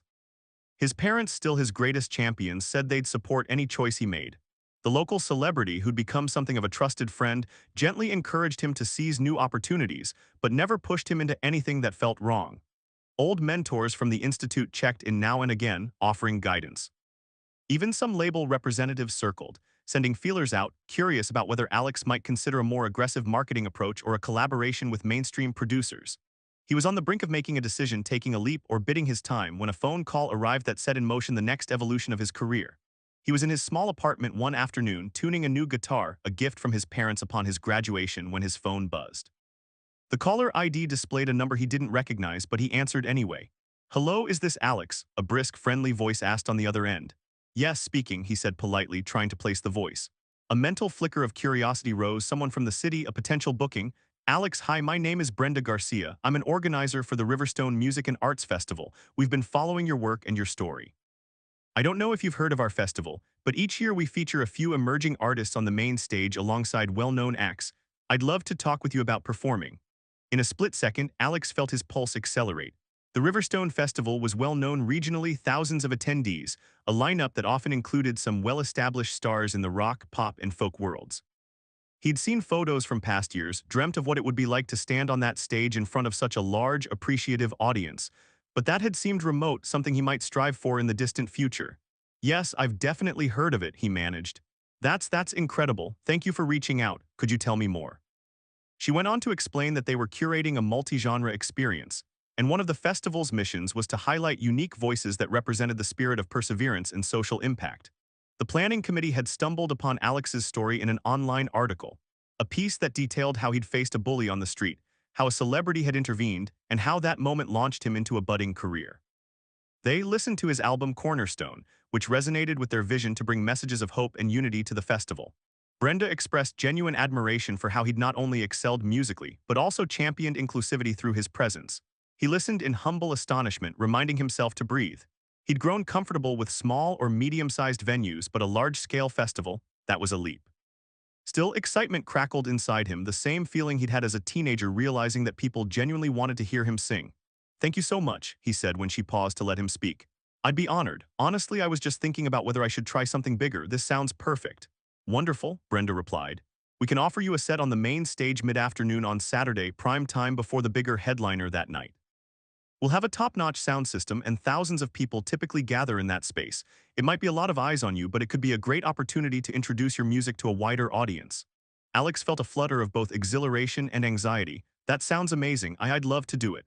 "Great," she said, her enthusiasm palpable. "Let's work out the details. I'll send you an email with the contract and a general rundown of what we'll need from you. Our festival is 2 months away, so you have time to prepare. I can't wait to see what you bring to the stage, Alex." He thanked her again, exchanged goodbyes, and set his phone down, heart hammering. 2 months to prepare for the biggest show of his life. The notion both thrilled and terrified him. A swirl of questions followed. Should he perform some of the songs from Cornerstone or incorporate brand new material? Could he bring a backing band, or should he go solo to preserve his raw, intimate style? How might the crowd receive him, especially those who had never heard of him? He sat in silence for a moment, letting the magnitude of the invitation wash over him. Finally, he reached for his phone again, scrolled through his contacts, and dialed his mom. She answered on the second ring.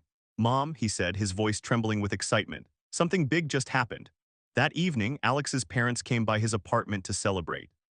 They brought food from his favorite Italian restaurant, and the three of them spread out containers of pasta and breadsticks on his small dining table.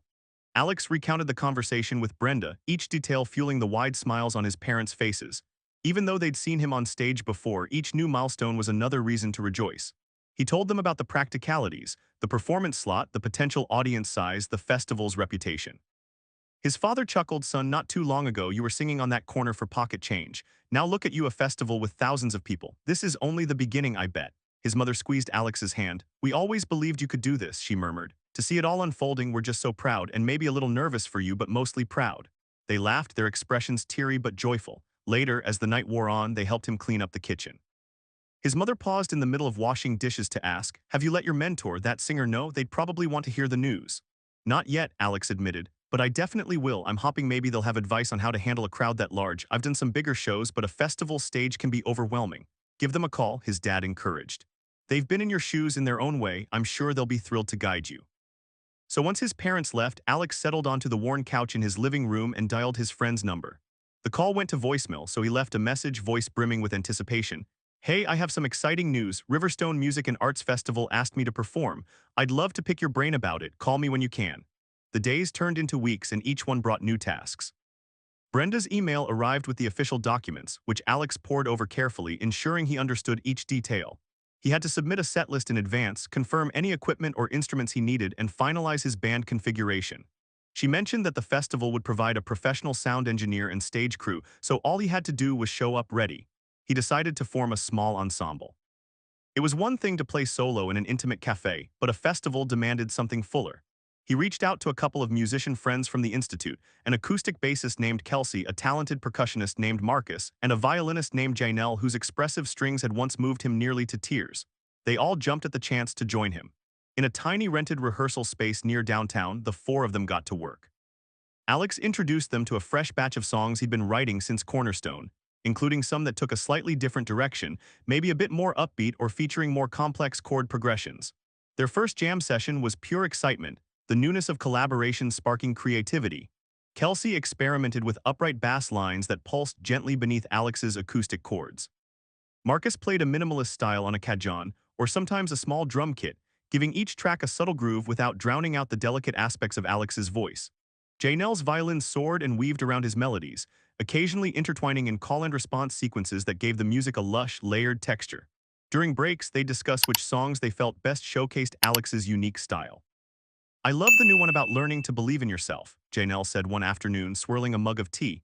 "It's like it takes the theme of your older stuff about overcoming adversity, but it's more, I don't know, it just feels bigger." "Yeah," Kelsey agreed, plucking a few bass notes thoughtfully. "It's got more dynamic shifts, too. It should sound awesome on stage. You really let your vocal range out in that bridge." Alex nodded, scribbling notes in a dog-eared notebook. He was always listening to their feedback, shaping the arrangement, testing new flourishes. When the local celebrity eventually called him back, they offered similarly encouraging words, though they insisted that the key to a festival set was to embrace the energy. Don't be afraid to move around, invite the crowd in. You're not stuck behind a mic in a coffee house. This is your chance to fill that entire space with your presence. When he asked about the new songs, the star proposed, "Why don't you send me some demos? I'll give them a listen, see if I can offer any pointers." Alex did so, emailing rough rehearsal recordings from his phone. A few days later, he received a text that read, "These are gorgeous, keep it up, trust your gut, and remember to have fun." The star's affirmation eased some of his nerves. Every day, the band inched closer to finalizing a setlist, a mixture of fan favorites from Cornerstone, one or two covers that had personal significance, and several unreleased tracks he'd carefully nurtured. The final piece was the arrangement of the old street duet song he'd once performed with the celebrity, the one that had gone viral. He no longer expected to rely on that cameo, but he felt the piece needed to be included, at least as a tribute to the moment that changed his life. This time, the band would fill in the harmony parts, and Janelle's violin would replicate some of the lines the star might have sung. Meanwhile, he also reached out to local disability advocacy groups he'd worked with in the past, letting them know about the festival performance. He wanted them to be there if they could to share the moment. Perhaps their members would enjoy the show or at least spread the word. Many responded with excitement, promising to come in large groups. Alex felt a pang of nervousness imagining so many supportive faces in the crowd, but he also recognized it as a blessing. These people were part of the reason he wanted to sing, to remind them and the broader world that disability was not a limitation on soul and ambition. In a blink, those 2 months evaporated, and the weekend of the Riverstone Music and Arts Festival arrived. On a bright Saturday morning, Alex and his ensemble packed up their instruments in a van borrowed from Janelle's friend. They loaded drums, bass, violin cases, and guitars, carefully securing everything for the short drive to the festival grounds. The day felt charged with restless anticipation, a swirl of sunshine and possibilities. The festival site was expansive, set on a stretch of green farmland by the river's edge. Multiple stages, tents, and vendor booths sprawled across the property, each area blasting its own music or displaying art installations. Thousands of attendees filtered in, some wearing flamboyant outfits, others comfortable in jeans and t-shirts, all united by a love of art and community. Ambient music spilled from each corner, mingling in the summer air. Backstage at the main stage, the hustle was palpable. Stagehands rushed to set up gear for each act, festival staff directed traffic, sound engineers tested cables and monitors. The crew provided each performer a small greenroom tent for storing personal items and a brief respite from the midday sun. Alex's band found their tent and carefully unloaded, the staff checking names off a master list. He introduced himself to a stage manager, a friendly woman named Jody who welcomed them warmly. "You'll have a quick sound check in about half an hour," Jody said, flipping through a clipboard. "We're running pretty tight today, so you'll just test the levels, do maybe part of a song. Then you'll clear out until your set time, which is at 2:30 sharp.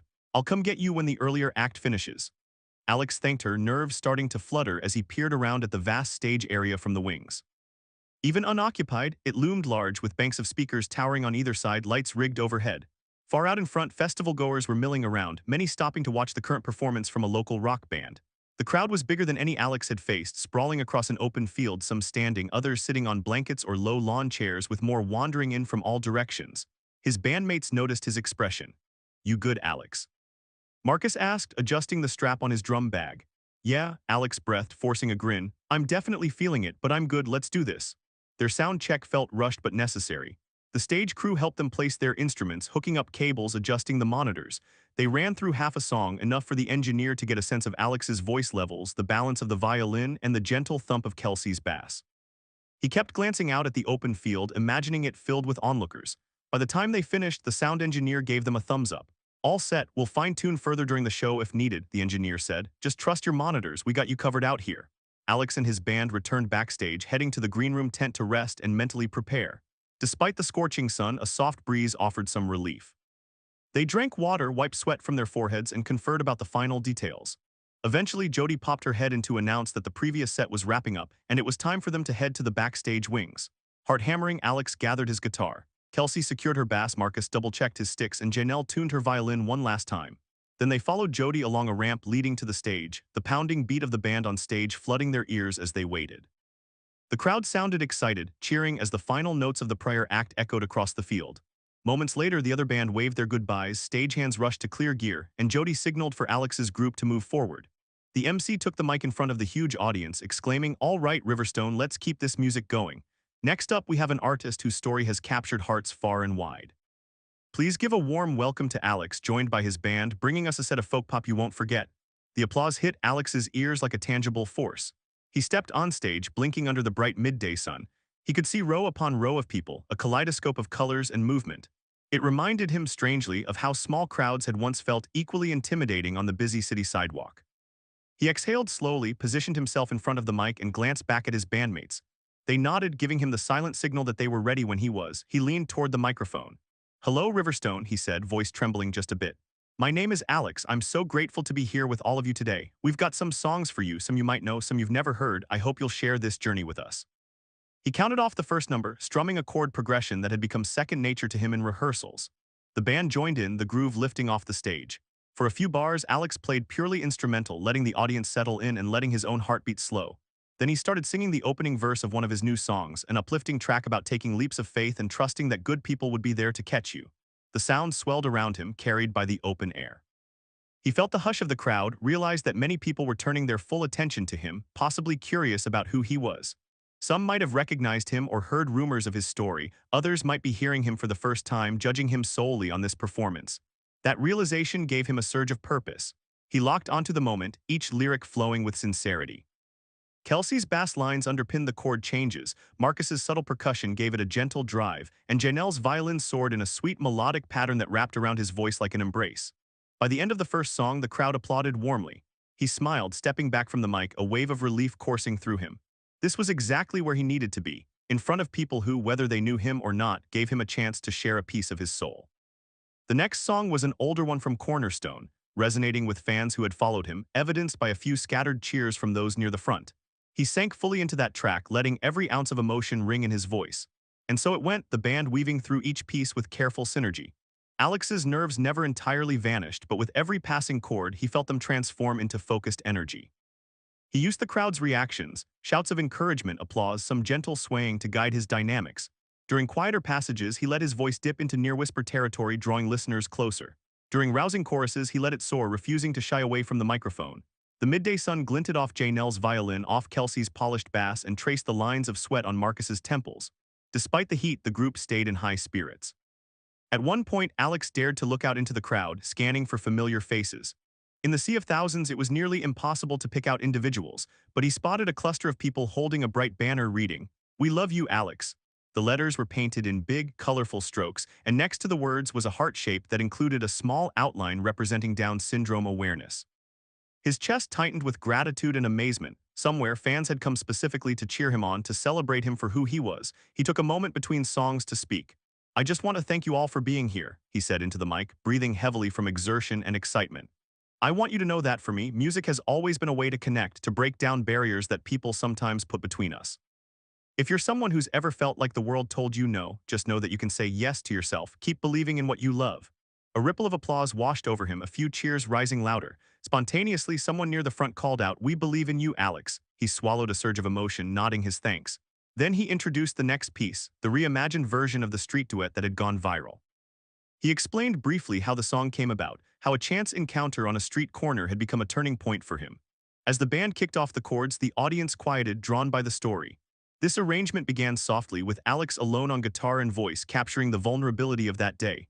Then the band joined in after the first chorus, amplifying the theme with violin, bass, and gentle percussion. For a fleeting second, Alex remembered how that moment had felt. The bully's hateful words, the sting of being shoved, the shock, and then the euphoria of the celebrity stepping in to defend him, the spontaneous harmony that left everyone speechless. He channeled those memories into his performance, heartache turning into resilience, isolation turning into community. The swirl of feeling was almost too much, but he shaped it into each lyric. By the time the final chorus swelled, the entire crowd was clapping along, cheering him toward the final note. He ended the set on that triumphant chord, and the applause that followed left no doubt about how the audience felt. The wave of sound thundered across the festival grounds, mixing with a few scattered whistles and yells of approval. Up front, the group with the banner jumped in excitement, waving it high. People throughout the field rose to their feet, while others remained seated but clapped vigorously. Alex's bandmates were grinning ear to ear, Janelle's eyes glistened with tears. Alex stepped back to the mic, voice cracking a little from emotion. "Thank you, Riverstone," he said. "Thank you for listening and for sharing your time with us. This means more than I can say." He wanted to say more, but words escaped him. Instead, he pressed a hand over his heart and bowed his head. The crowd roared in response. Slowly, the band retreated from the stage hands rushing to clear the space for the next act. Alex felt a floaty sensation, like he was gliding. He heard the MC come back on the microphone, praising the set and encouraging people to follow Alex's socials or find his album. Backstage, Jody approached them beaming. "That was beautiful, guys, absolutely beautiful. Thank you so much for your performance." Members of other bands nodded at Alex in passing, some extending compliments. A few festival photographers snapped quick pictures of him, capturing the afterglow of his set. Soon, the green room tent was brimming with excited chatter as the band recounted small moments. A particularly rich violin flourish, a perfectly timed drum fill, the unexpected sing-along from parts of the crowd. When the adrenaline cooled, they stored away their instruments, replaced strings that had been worn, and grabbed bottles of water to rehydrate. Then they were free to wander the festival grounds, enjoying the various booths or listening to other acts. Alex, with his gentle humility, found it strange to have people approach him every so often, telling him how moved they were by his music or how they recognized him from that viral video. But he accepted the praise graciously, always mindful of the fact that they could have spent their time and attention on any number of things, yet they chose to talk to him. Somewhere around 5 in the afternoon, he got a text from an unfamiliar number asking if he could meet near the food trucks. The text read, "Hey Alex, this is Brenda, one of the festival organizers, something you might want to see. Can you come by?" Curious, he made his way through the throng of festival goers until he reached the designated spot, a line of colorful food trucks serving everything from tacos to vegan burgers. Brenda stood off to the side with a tall man who exuded professional musician vibes, a stylish hat, neat attire, and an air of calm confidence. When she saw Alex, she waved him over. "Alex, great performance earlier," Brenda said warmly. "I'd like you to meet Oliver Crane. He's a producer who works with a couple of the acts performing tonight. He saw your set and wanted to chat with you." The man offered a handshake. "Pleasure to meet you, Alex," he said, voice smooth. "Heard good things about your show today. I only managed to catch the last couple of songs, but I was impressed with your stage presence. There's an authenticity to what you do."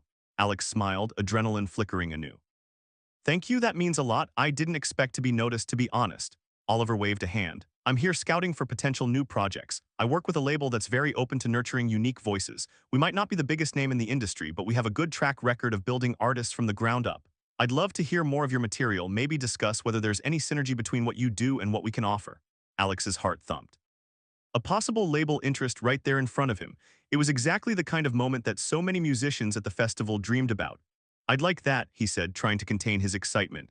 "I have Demos, some rough recordings. I also have my first album. Maybe I can send them your way?" "Absolutely," Oliver replied. "Let's exchange contact info. We'll talk more after the festival, set up a proper meeting or Zoom call." No pressure, it might just be a conversation to see if our visions align. They swapped phone numbers. Brenda beamed, watching the scene with satisfaction that indicated she loved making connections between artists and industry players. Before they parted ways, Oliver shook Alex's hand again, adding, "Stay real, Alex. Don't lose that element of your music that resonates with people. That's what stands out." Standing there as Oliver disappeared into the crowd, Alex felt a swirl of thoughts. The festival had already been a success, but this offer for further discussion took it to another level. If he took that path, he might be stepping into a bigger music industry pipeline, something that could accelerate his career. It was exciting, but also intimidating. He'd have to consider carefully, would a formal label arrangement risk diluting his authenticity, or could it help him reach more listeners who needed his voice? He thanked Brenda for the introduction, and she smiled. "I just felt you two should meet," she said, sounding genuinely pleased. "No matter what you decide, I'm glad you came to Riverstone. You made an impact out there." That night, the star headlining the festival performed under a canopy of electric lights, the stage glowing against the dark sky. Alex and his bandmates stood among the crowd, swaying to the music, feeling the festival's energy settle into a nighttime groove. People danced, sang along, and let themselves be immersed in the communal joy. Every so often, someone recognized Alex and asked for a quick photo or a handshake or just a moment to say how his set had touched them. Each encounter reaffirmed that he was on the right path. When the festival concluded in a grand finale of fireworks and confetti, Alex felt physically drained but spiritually invigorated. He parted ways with his bandmates, each of them praising the collaboration and agreeing to stay in close contact for future gigs. As he climbed into the van to head back home, he couldn't stop replaying the day in his mind, from the morning jitters to the thunderous applause at the end of his set. The seeds he'd planted back on that street corner had blossomed into something remarkable. In the quiet of his apartment later that night, he found himself too wired to sleep. Instead, he picked up his guitar again, letting his fingertips meander over the strings in a soft improvisation. His living room lamp cast a gentle glow on the walls, and outside, city lights blinked in the distance. This wasn't so different from how he used to end his days in the earliest phases of his dream, leaning into the solace that music provided. He reflected on Oliver's interest, the potential label collaboration. He'd definitely call the local celebrity soon to get their perspective. He'd also talked to his parents, to close friends, to the bandmates who had just given their all for his festival set. But deep down, he sensed he was ready for the next big step. He'd always promised himself that if an opportunity aligned with his values, if it helped him spread a message of acceptance and hope, he'd take it, no matter how daunting. This might be that chance. Eventually, he set the guitar aside, sighing with contentment. His phone buzzed once on the coffee table. Lifting it, he saw a new social media notification, a video from the festival already uploaded by a fan capturing the final chorus of the reimagined street duet. The video's caption read something like, "Best performance at Riverstone by far, Alex, you are a true inspiration." The likes and comments were already piling up, filled with praise and hearts. Alex scrolled through them briefly, letting gratitude warm him. Then with a half smile he locked the phone, set it down, and turned off the lamp. In the darkness he whispered a quiet thanks to the universe. The festival might be over, but the journey stretched on, vibrant and full of promise. Tomorrow would bring new challenges, new decisions, and hopefully new songs, each chord a testament to the power of unwavering belief. A few days later, Alex was back in day-to-day mode, doing laundry, working on new compositions, responding to congratulatory messages from fans and acquaintances. He also juggled a part-time job teaching beginner guitar lessons at a small music shop, a role he cherished because it allowed him to pay forward the patience and encouragement he'd once received. Midway through the week, he finally arranged a call with Oliver, the producer. They spoke for nearly an hour, discussing Alex's musical influences, the vibe he aimed to cultivate, the reasons behind the personal stories in his songs. Oliver laid out the general approach of his label. They worked with a modest budget but gave artists room to maintain creative control. They believed that authentic voices could stand out in a saturated market. Alex found himself nodding along, heart lifting. This sounded more and more like a potential fit. However, Oliver was frank about the realities of a formal contract. "I'm not going to lie, Alex," he said at one point. "You'll have deadlines. You'll be asked to collaborate with in-house producers or co-writers sometimes, but everything is negotiable. If you want to keep certain aspects of your songs untouched, we can discuss it. The biggest thing is ensuring that both sides trust each other." Alex appreciated the honesty. "I do worry about losing the rawness," he admitted. "My fans, well, the people who have stuck with me often say they love that unfiltered edge. The last thing I want is to make music that feels forced or artificial." "I get it. But from what I've heard, your edge is more about the way you communicate your experiences. Good producers enhance that, not mask it." Oliver let the statement hang in the air. "This might be a way to expand your reach without compromising your soul." They agreed to keep talking.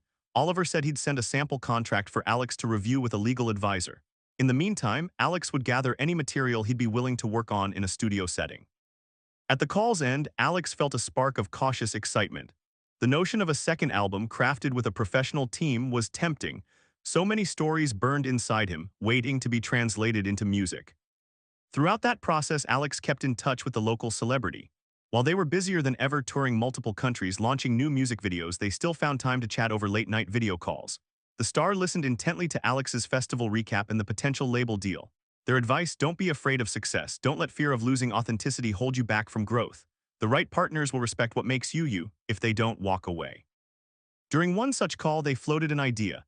"What if we wrote a track together for your next album? Really merge our styles, maybe record a proper version of that street duet from all those years ago, but with updated lyrics that reflect how far we've come." Alex's heart leapt at the thought. "That would be incredible," he breathed. "People still talk about that day. It might be a chance to show them the next chapter."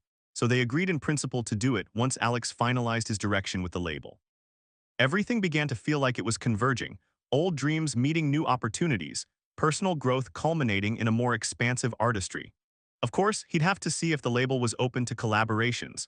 But if they wanted him on their roster, they'd have to accept that one of his biggest inspirations was this star who had shaped his journey from the beginning. He felt as though a gate had opened on a path that stretched far beyond what he once imagined while belting tunes for spare change on the sidewalk. Sometimes the magnitude of it all was dizzying. But each time the anxiety threatened to creep in, he remembered the unwavering support he'd found along the way from his parents, from fans who believed in him, from the mentor who had championed him. If they all believed in him, then maybe, just maybe, he could believe in himself that much too. Weeks turned into a blur of decisions. He pored over the contract Oliver sent, highlighting clauses he didn't understand, reaching out to a legal advisor recommended by a friend at the Music Institute. The contract offered a modest advance, coverage of studio expenses, and distribution through the label's networks.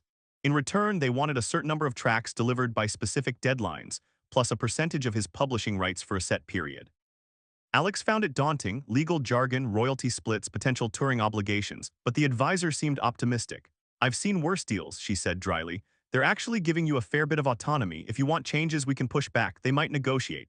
He decided to push for a smaller licensing period on some of his original songs, wanting the option to regain full control sooner.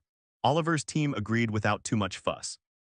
They also agreed to a stipulation that Alex could personally approve any major changes to his compositions, which soothed his fears about losing creative control. By the time everything was hammered out, Alex was leaning strongly in favor of signing. The local celebrity nudged him. "This is a good label. They care more about building an artist's unique voice than making them fit a mold. If it feels right in your gut, do it." Ultimately, Alex took the plunge. He scribbled his signature on the final contract, hands trembling the entire time, then emailed a scanned copy back to Oliver. Almost immediately, Oliver responded with an enthusiastic phone call. "Congratulations, Alex," he said. "I'm glad to have you on board. Let's make some magic happen." As soon as the call ended, Alex let out a laugh that bordered on incredulous. He was officially signed to a label. It wasn't a mainstream giant, but it was a significant milestone. Memories crashed into him. Days of performing for meager tips, enduring sneers from people who refused to see his humanity, finding acceptance from total strangers who embraced his music, forging a bond with a famous singer who believed in him, standing on festival stages. Now here he was, one step further along a road he once thought he'd never tread. Even if success remained uncertain, if success was measured by gold records and sold-out arenas, he already felt successful in the most important way.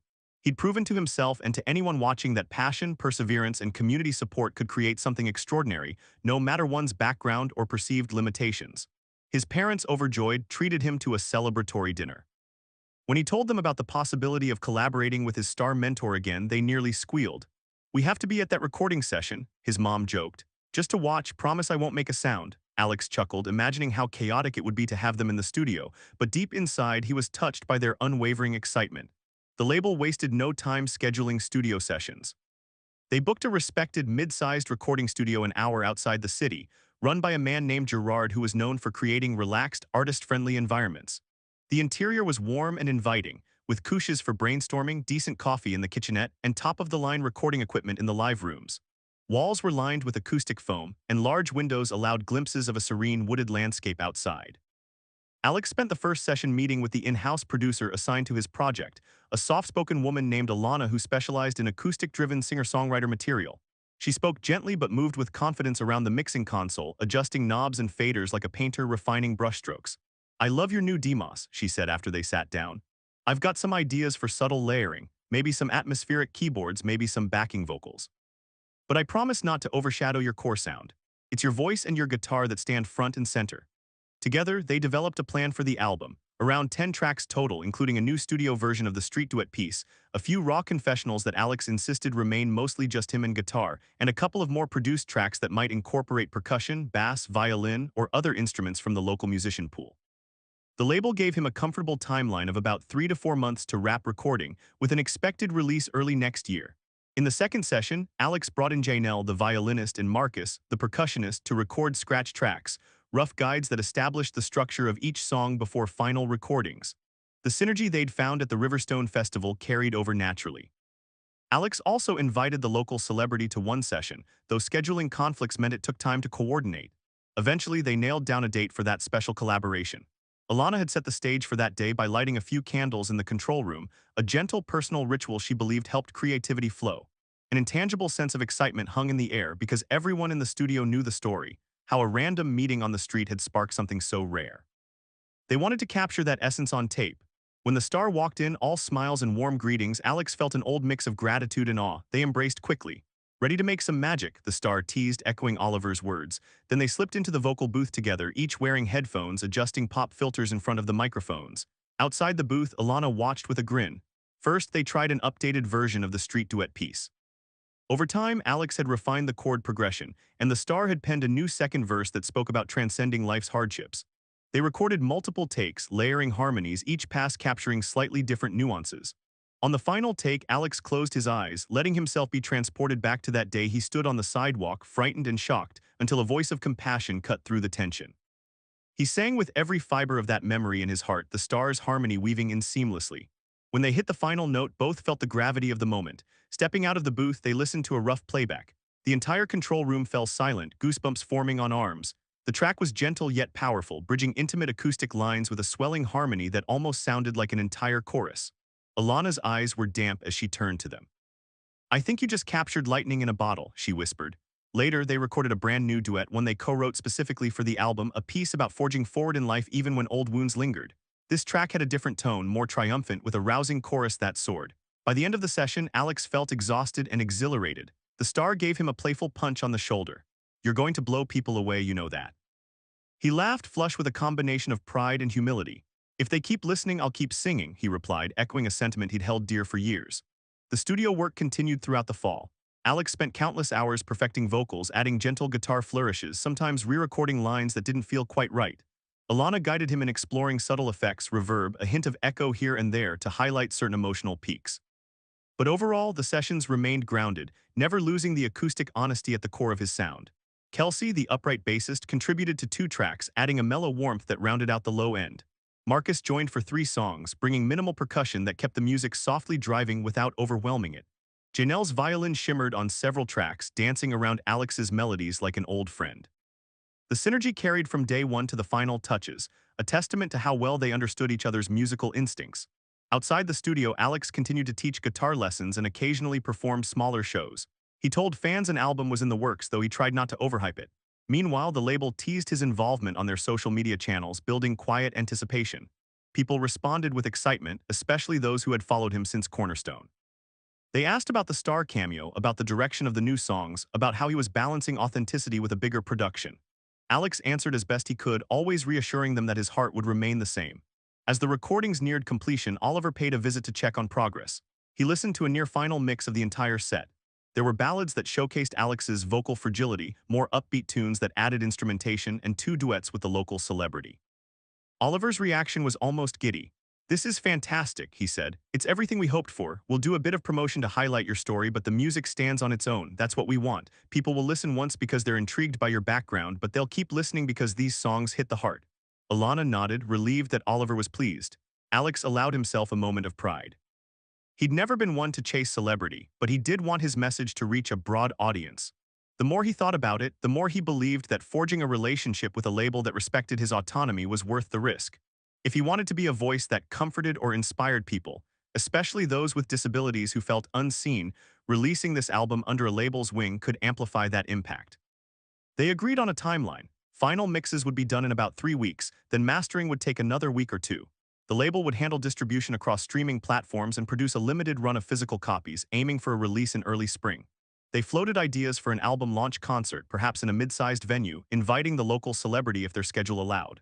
Alex felt both jittery and excited, imagining stepping on stage to unveil these new songs officially. But with each milestone reached, he remembered the first milestone that mattered. That day when he stood up to hatred with little more than a guitar in hand and a shaky voice, only to be rescued by a compassionate crowd and a stranger who believed in him. It still felt surreal that such a grim confrontation could blossom into so many beautiful chapters of his story. One evening, after a particularly long day in the studio, Alex took a walk by the riverside near the city center. The cool air nipped at his cheeks, but he found solace in the gentle hush of the water lapping at the banks. Whenever life felt like it was moving too quickly, he tried to find pockets of stillness.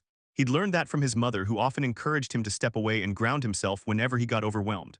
Standing by the river, he let his mind wander. He thought about the unstoppable passage of time, how life's unpredictability had once terrified him. As a child, he'd been told in subtle ways that some dreams might be too big. Yet here he was, forging a path in music, proving that no dream is too big when nurtured by resilience and community. He replayed memories, the festival roar, the stars' harmonies, studio triumphs. It all felt like an affirmation that each step he took, no matter how uncertain, had led him to this point. He closed his eyes, letting the night wind brush across his face. A car horn blared distantly from the main road, but otherwise the world felt hushed. He could almost hear the faint echoes of his guitar, the lyrics that had carried him through. He inhaled, exhaled, and whispered a thank you not to any one person but to the web of kindness and determination that had lifted him for years. At last, the album's release date arrived, a crisp day in early March. The label had arranged a small listening party at a local performing arts center. Friends, family, and select members of the public were invited. Oliver attended, along with Alana and some of the label's staff. The local celebrity was on tour overseas and unable to make it in person, but they sent a recorded video message of congratulations that was played at the event, drawing cheers from the crowd. The album, titled Open Skies, shimmered with the spirit of possibility. Alex had chosen the title because he felt like he was stepping into a new horizon, one unbounded by limitations. Over the previous months, he'd carefully curated the tracklist to form a narrative arc, beginning with introspective vulnerability, progressing through adversity, and culminating in anthems of triumph and unity. The 2 duets served as pivotal anchors, reminding listeners that while personal resolve is essential, shared compassion can magnify it 100-fold. During the listening party, Alex stood near the front, quietly absorbing the audience's reactions. He witnessed tears, smiles, gentle nods. When the final track ended, a sweeping collaboration that showcased Janelle's violin and a layered chorus of voices, people applauded with genuine admiration. Then Oliver led a Q&A, prompting Alex to speak about the songwriting process, the meaning behind certain lyrics, and the significance of reuniting with the local star for the updated street duet. The questions that followed revealed how deeply the audience connected with him. How did you overcome the fear of being judged for your disability? Do you think the bullying you faced made you stronger or just more determined to share your story? What advice would you give to other young artists who feel like the world underestimates them? Alex answered each query earnestly. He admitted he still felt moments of fear, that prejudice didn't vanish overnight, but that he chose hope each time. He said the cruelty he endured had hurt him, yet also fueled him to find a bigger purpose through music. He told aspiring artists to believe in their gifts and to surround themselves with people who believed in them too. Throughout it all, he never forgot to credit those who had stood by him, the bystanders who confronted the bully, the celebrities who lent him a platform, the music teachers who nurtured his talent, the parents who refused to let him doubt himself. Before the event ended, an older man from the audience raised his hand to speak, voice slightly shaking. "My granddaughter has Down syndrome," he said, emotion thick in his words. "She loves to hum tunes whenever she can, but I see her losing confidence because the kids at her school tease her. Watching your journey, hearing your music tonight, it gives me hope. I want to thank you for that." A hush fell. Alex felt tears prick his eyes. He managed a shaky smile, stepping closer to address the man directly.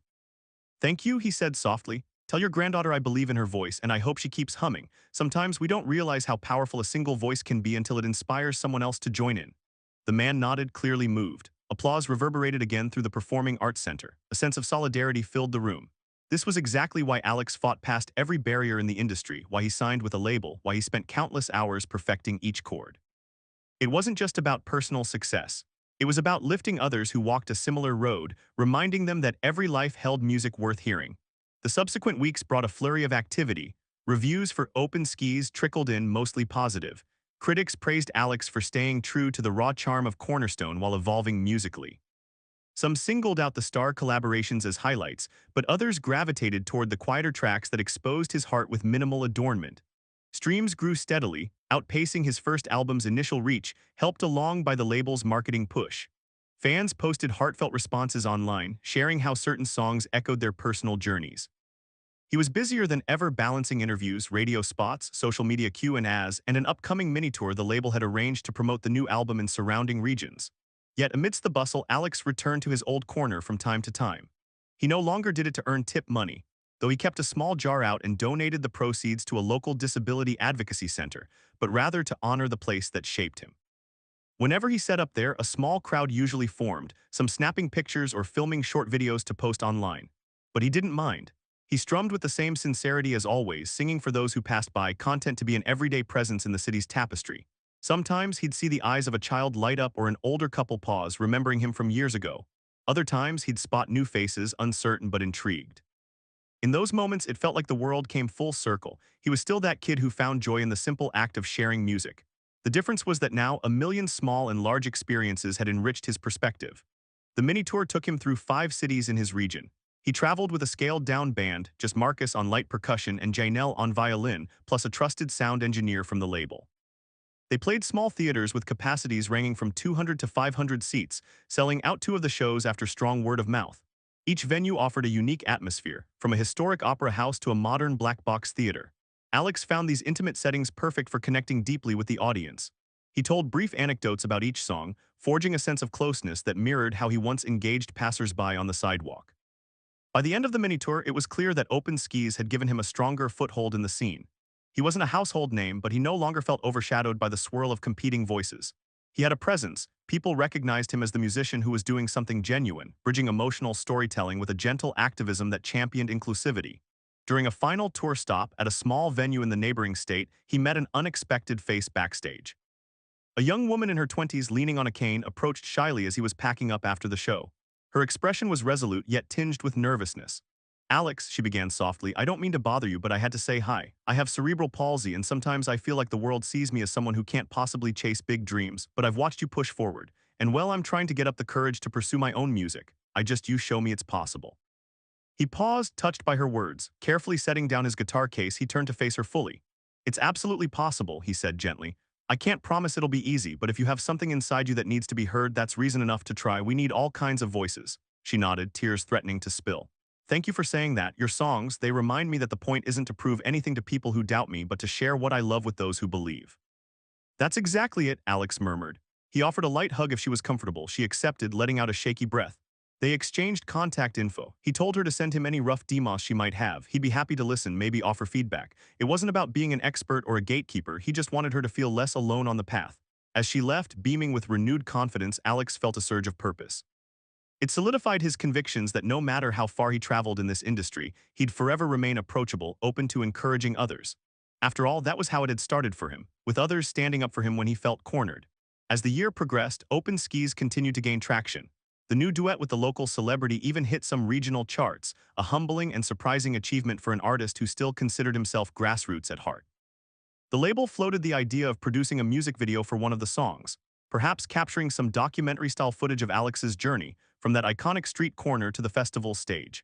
Oliver suggested it might expand the audience further, giving a behind-the-scenes look at how the music was born. Alex agreed on the condition that it be handled with authenticity and care, no forced dramatics or exploitation of his disability, just an honest glimpse of his creative life. Oliver supported that vision, bringing in a small film crew with a knack for understated storytelling. Over a weekend, they followed Alex around, capturing rehearsal sessions, quiet moments in his apartment, reflections on the corner where everything began, and short interviews with those who knew him best, including his parents. They even managed a cameo by the local celebrity, who popped in to record a short testimonial about why they believed in Alex from the start. When the final music video was released on the label's YouTube channel, it racked up views steadily. The core audience responded with gratitude for its sincerity, while new viewers stumbled upon it, intrigued by the story. Alex skimmed the comments, some from longtime supporters, some from brand new listeners. Even in that digital realm, he felt the same wave of love and positivity that had carried him all this time. Sure, a handful of trolls appeared, as was inevitable on the internet, but their negativity drowned in a sea of encouragement. Meanwhile, the bully who had once tormented Alex rarely crossed his mind these days. The man had briefly apologized, then disappeared from Alex's life. Every now and again, Alex wondered if that man had found his own redemption or if he still wrestled with anger. Sometimes, crossing certain streets or hearing a particular snide tone from a stranger would trigger a faint memory of that confrontation. But it no longer felt like a raw wound. It was now a piece of his past that gave perspective to his present. He had learned that one never fully escapes prejudice or the capacity for others to be cruel, but he also discovered an even greater capacity for people to unite in kindness. In every show, every interview, he tried to highlight that capacity. It was bigger than him, bigger than any single moment of injustice. It was a testament to how, when push came to shove, a crowd had chosen to rally around a vulnerable street performer rather than let violence or scorn dominate the narrative. Eventually, the label recognized that Alex's music resonated enough to warrant a slightly larger tour, this time venturing beyond just a handful of regional stops.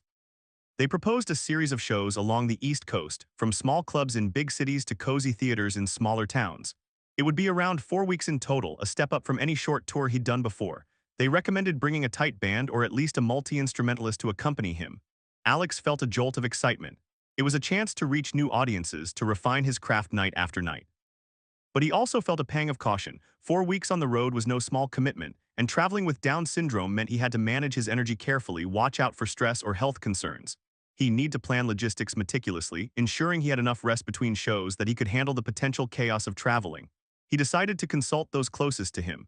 His parents, while supportive, urged him to plan well and pace himself. A local celebrity reached via phone from somewhere overseas said, "If I were you, I'd do it. Touring is tiring, but it's also the best way to grow and connect deeply with fans. Just be honest about your needs with your team. If they respect you, they'll build a schedule that works." Oliver assured him the label would coordinate flights or bus travel with enough downtime so he wouldn't be overexerted. Janelle and Marcus, who still occasionally performed with him, were eager to join if scheduling worked out. They joked about making it a band adventure, exploring new cities. In the end, Alex agreed on condition that the schedule remained flexible enough to protect his health. The label recognized that was non-negotiable. They hammered out a plan: most travel by a comfortable van with stops never more than a few hours apart and at least one rest day after every 2 or 3 shows. He'd play mid-sized clubs or listening rooms that held around 200 to 600 people, venues big enough to be exciting but small enough to allow an intimate connection. When the itinerary was set, he gazed at the list of dates and cities: Philadelphia, Baltimore, Richmond, Raleigh, Charleston, Savannah, Orlando, and more. Each stop felt like a new horizon, echoing the spirit of Open Skis. Tour preparations consumed the weeks that followed, finalizing the set list, printing new merchandise posters, shirts featuring the Open Skis artwork, booking lodging, renting a comfortable van, rehearsing with Janelle and Marcus for a cohesive 3-piece arrangement that could fill each venue's space. Alex also discovered a rising guitarist, Devin, who specialized in subtle electric and slide guitar textures, offering to layer in extra atmospheric sounds. With the label's blessing, they added Devon to the band, forging a quartet that blended acoustic, violin, percussion, and tasteful electric flourishes. As departure day approached, Alex found himself standing in his apartment, scanning the packing list. He had guitars, extra strings, meds, a binder of lyric sheets, a handful of personal items. Tension coiled in his stomach, a mix of nerves and anticipation. He was about to embark on the most extensive series of shows he'd ever done. Would the crowds in these unfamiliar cities connect with his story as strongly as those back home? A knock at the door signaled Janelle's arrival. She found Alex leaning over an open suitcase. "Hey, you okay?" she asked, placing her violin case against the wall. He exhaled, forcing a reassuring smile. "Yeah, just, it's a lot." "Sure is," Janelle said kindly, stepping closer. "But we've got each other's backs. It's going to be an adventure, maybe a bit challenging, but I think we'll come back with stories we'll tell for a lifetime." Marcus and Devon soon arrived as well, loaded with gear. They double-checked everything with a methodical approach, Marcus systematically verifying all cables and stands, Devon labeling each guitar pedal. Then they all piled into the rented van, laughing about how cramped it felt despite being a decent size.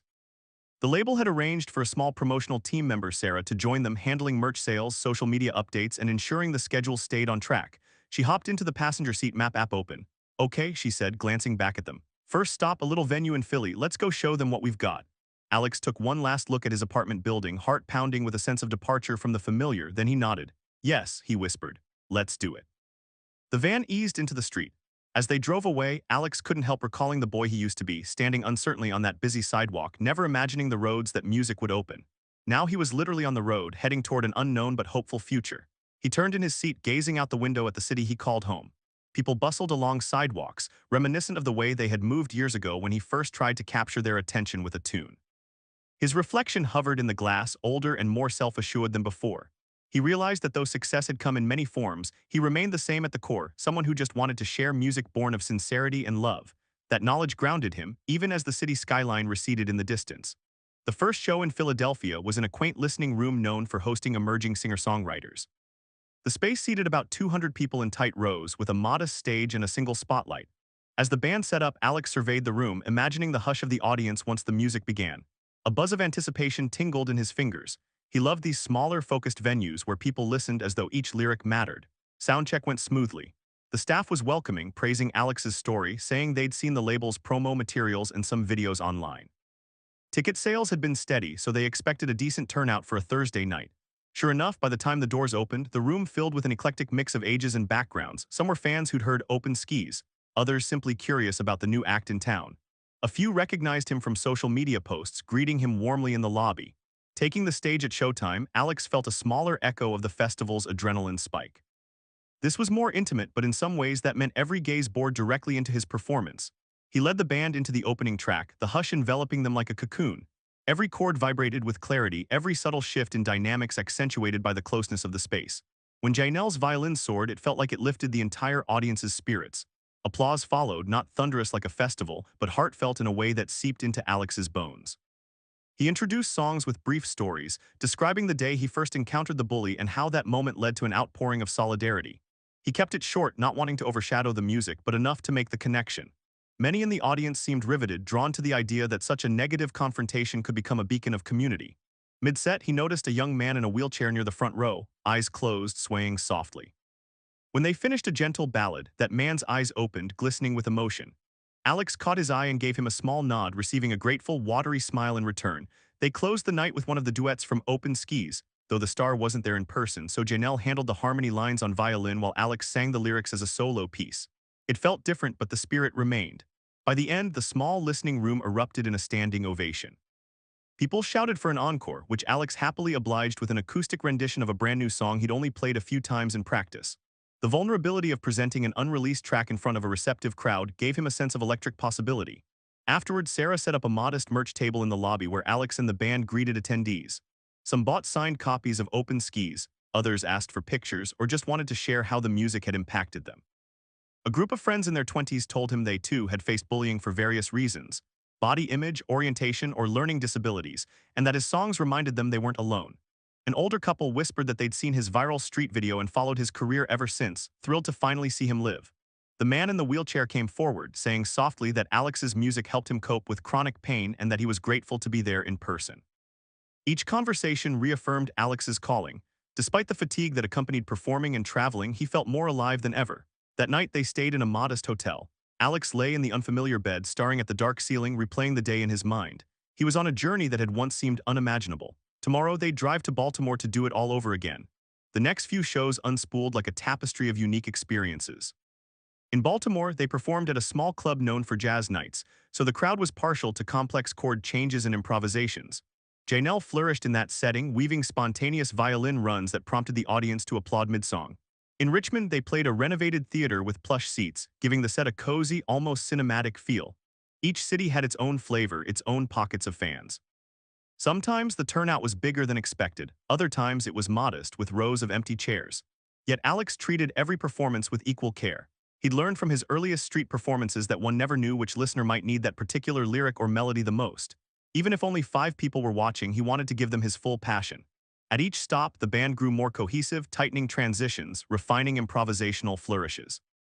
They navigated the challenges of van travel, long hours on highways, rest stop meals, occasional lodging mishaps, but the camaraderie kept them upbeat. Sarah diligently updated their social media feeds with photos, short video clips, and nightly recaps of the shows. She also fielded messages from fans who planned to catch them in upcoming cities. One particularly memorable night occurred in Raleigh. The venue was a small converted warehouse, the stage set against old brick walls. The acoustics were surprisingly warm, capturing the resonance of Alex's voice. Near the end of the show, a fuse blew in the building, plunging the stage lights into darkness and cutting off the sound system. A murmur of surprise rose from the crowd. The staff scrambled to fix it, but it quickly became evident that it might take some time. Rather than panic, Alex signaled to the band to step forward. He quietly asked the audience, "Do you mind if we just continue acoustically?" A cheer erupted, even in the dimly lit space. Someone in the audience turned on a phone flashlight, others followed suit, and soon dozens of small beams illuminated the room like flickering candles. Alex smiled at the band, who formed a tight semicircle near the edge of the stage. Janelle tuned her violin by ear, Marcus grabbed a small hand drum, and Devin switched to a hollow-bodied acoustic guitar he'd brought for emergency situations. They launched into a stripped-down set, no microphones, no amplification, just pure acoustic sound carried by the hush of the enthralled audience. It felt oddly reminiscent of street performing, except now 100 people sat transfixed, phone flashlights twinkling. Each note felt intimate and sacred. When Alex sang, his voice soared with raw conviction, the crowd so silent that every breath was audible. By the third song in this impromptu situation, some folks quietly hummed along, forging a communal sense of warmth and closeness. When the power finally came back, the lights switched on abruptly, revealing tear-streaked faces and radiant smiles. The audience clapped thunderously, some calling for them to stay acoustic and not bother with the sound system. Alex laughed, "Maybe we'll do one more like this," and gave them an acoustic encore that ended with a unison sing-along. It would remain a highlight of the tour, a reminder that sometimes the best moments arise from unexpected challenges. As the tour pushed further south, they encountered new fans who had discovered Alex's music through local radio spots or social media shares. The synergy within the band was at its peak, each player anticipating the other's moves. Even mundane days spent in the van between cities were filled with a sense of camaraderie. They teased each other, shared personal stories, or quietly dozed off under battered blankets. Every so often, Alex's body reminded him that he needed rest. After consecutive shows, his limbs felt heavy and he found it harder to keep focus. The label had planned for breaks, so on off days he'd stay in the hotel, maybe walking around the city for gentle sightseeing, but otherwise resting. The band would sometimes join him, exploring local cafes or record shops. People recognized them occasionally, but not in a swarming manner, just enough to keep them feeling appreciated. Meanwhile, the label regularly updated Alex on how Open Skis was doing. Streams spiked in the cities where he played, local press sometimes covered his arrival, referencing his background or his collaboration with the celebrity. No, he wasn't a chart-topping phenomenon, but he was steadily building a reputation as a performer who delivered authenticity in every show. Oliver joked that they might need to plan a West Coast run next year if things kept trending upward. Alex, though tired, grinned at the prospect, marveling at how life had escalated from street busking to multi-state tour in a matter of a few years. In Orlando, their final stop, they had a sweet surprise waiting. The local celebrity, in a rare break from their own schedule, secretly arranged to attend Alex's show. Sarah had coordinated it behind the scenes, wanting to keep it a surprise for Alex. A couple of hours before stage time, the star strolled into the venue's backstage area, startling Alex so much he almost dropped his guitar tuner. How, he stammered wide-eyed before erupting into a laugh. They embraced, the star explaining that they'd finished a video shoot in Miami and decided to drive up to see him. "I'm not trying to steal the spotlight," the star teased. "Just want to see you do your thing. But if you'd like me to sing a track or two with you, I might be convinced." Alex practically glowed with gratitude. He introduced the star to the band as if they didn't already know about the legendary figure. Janelle was starstruck, having never met them in person despite hearing so many stories. Soon they were all chatting like old friends, exchanging road anecdotes, gear preferences, and praising Alex's unstoppable drive. When showtime came, the crowd was already buzzing from rumors that the star might appear. The minute Alex took the stage, he felt a wave of warmth, noticing the star sitting off to the side in partial darkness, quietly cheering. As the set progressed, the synergy was electric, perhaps fueled by the knowledge that this was the grand finale of the tour. Each band member poured everything into the performance, layering melodic lines with gusto. The crowd responded with enthusiastic cheers. Halfway through, Alex paused, taking a moment to soak in the atmosphere. He signaled the star from the wings, who bounded on stage to an uproar of excitement. People in the audience recognized them instantly, phones shooting up to capture the moment.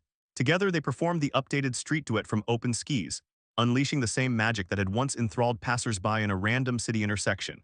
But now it was polished, honed in the studio, ready for a live audience, and accompanied by a skillful band who underscored every vocal phrase. The result was a moment of pure musical transcendence, two voices that had once met in crisis, now united in celebration, the entire venue clapping in rhythm. When they finished, the applause felt like it might lift the roof off the place. Alex saw tears in the eyes of people close to the stage, glimpsed the exhilaration on Janelle's face, and felt his own heart pound with indescribable gratitude. The star gave him a playful nudge, stepping back so he could bask in the applause. "He's the reason we're all here," they joked into the mic, "so I'm going to let him take it from here." They slipped back into the wings, letting Alex and the band finish the set with a triumphant flourish. When the final note sounded, the encore ended, and the lights came up, Alex bowed deeply. He sensed the tangible love in the room, as if everyone recognized the significance of that final show. Entire journey, his defiance of a bully's cruelty, his street corner resilience, the leap into a professional music career, the forging of an unwavering sense of identity culminated in this electric night. It was a mosaic of hardships and triumphs, tears and laughter, and in that mosaic, music formed the unbreakable glue that bound it all together. After the show, the star joined them backstage, hugging each band member. "That was unreal," the star said, eyes shining. "You're unstoppable, Alex." Alex couldn't form words beyond a shaky thank you for everything. In those syllables lay years of appreciation, for defending him when no one else did, for duetting with him spontaneously, for believing in his potential and fueling his evolution. The star clasped his shoulder, nodding in understanding. They all ended the night at a nearby diner, occupying a long table, ordering a ridiculous spread of food. Laughter peppered the conversation as they recounted highlights of the tour, comedic mishaps, fan interactions that warmed their hearts. The star teased Alex about how he used to be too shy to claim his rightful place on a stage, while Alex shot back that if the star hadn't nearly tackled a bully in the street, he might still be busking in anonymity. They toasted with milkshakes instead of wine, celebrating the close of one chapter and the dawn of another. Eventually, as midnight passed, they said their goodbyes. The star had a flight to catch the next morning, and Alex and the band were set to drive back home.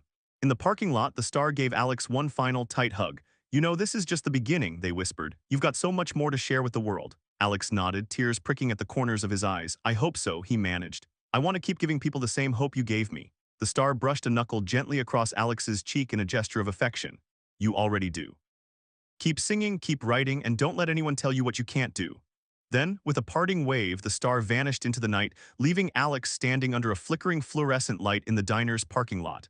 The Florida air was muggy, wrapping around him like a blanket. He realized that every success he'd experienced, the album, the festival, the tour, was intertwined with an unspoken promise: to remain a beacon for those who doubted themselves, to stand as living proof that adversity could spark an unstoppable blaze of possibility. His bandmates called him to the van, and he hurried over. As they drove back to the hotel, a comfortable silence settled. Janelle dozed, leaning on the window. Devin scrolled through photos from the night, occasionally exclaiming over a particularly good shot. Marcus hummed a half-remembered tune from the set. Sarah tapped at her phone, finalizing a social media post announcing the tour's grand finale success. Alex gazed out the window at the streetlights streaking by, lost in reflections about the past, the present, and the unknown wonders of the future. The next morning, they began the long drive home. Over the following days, Alex's social media feeds buzzed with post-tour excitement. Fans shared clips from each show, praising the music and the authenticity that defined each performance. The label posted a celebratory note about how well the mini-tour had gone, hinting that bigger plans might be on the horizon. Oliver called to congratulate them, promising a thorough debrief soon. Once back in his hometown, Alex spent a few days decompressing, catching up on rest. His parents welcomed him with open arms, peppering him with questions about the road. He recounted highlights from the spontaneous acoustic set in Raleigh to the star's surprise cameo in Orlando. They listened like he was telling the most captivating story in the world, faces lit with pride. "That's our son," his father said quietly, eyes moist. "Taking on the world one song at a time." Alex hugged them both, feeling the warmth of home. No matter how far he traveled or how many stages he played, this was the foundation that had given him the courage to dream. In the aftermath of the tour, Alex continued forging his path. More invitations arose, collaborations with other up-and-coming musicians, offers to appear on podcasts, possible festival slots for the next season. He navigated each with the same principle, never forgetting that it all stemmed from a day when he refused to be silenced by someone else's hate. Life remained full of challenges, of course. At times, he battled self-doubt. He worried about overextending himself. He still occasionally faced ignorant comments from people who saw his Down syndrome and assumed he was a novelty. But each performance, every new song, pushed him to prove that real artistry transcends any label. The best part was that for every insult, 100 voices rose in solidarity, echoing the message that music belongs to everyone. And so the story of Alex continued to unfurl, an ongoing odyssey shaped by chords and lyrics, by the goodwill of strangers and the unwavering love of friends and family. He no longer performed on the street corner out of necessity, but whenever he went back there, he felt the same charge of possibility. In his mind, it would forever be sacred ground, where adversity was met by compassion, where the trajectory of his life changed overnight. People asked him occasionally if he believed in fate. He always answered that he believed in people, people's capacity to unite against cruelty, to stand up for someone in need, to transform a single voice into a chorus of hope. Whether you called it fate or not, something beautiful had emerged from the darkest of moments. And as he gazed into an ever-widening future, guitar in hand, Alex silently vowed that he'd keep that beauty alive in every note he played. He would keep singing, keep believing, keep striving to show that a single song could spark an unstoppable wave of change. And in the hush before each performance, he would remember that golden morning on the busy street, the threat of a bully's shove, and the spontaneous duet that turned strangers into allies. That memory reminded him always that any stage he stood on, even if it were the biggest stage in the world, would still be just another corner of humanity, waiting for a melody brave enough to bring people together. He was ready to provide that melody again and again, for as long as breath remained in his lungs and strings remained on his guitar. And that, more than any chart position or accolade, was the truest measure of success, to stand as proof that music, love, and community could triumph over fear, forging a road that even the sharpest cruelty could not block. If you enjoyed this story and want to see more heartwarming content, please subscribe to our channel. Hit the like button and leave a comment to share your thoughts. Don't forget to turn on notifications so you'll be the first to know whenever we post a new video. Your support helps us continue bringing uplifting stories to life. Thanks for watching, and we'll see you in the next one.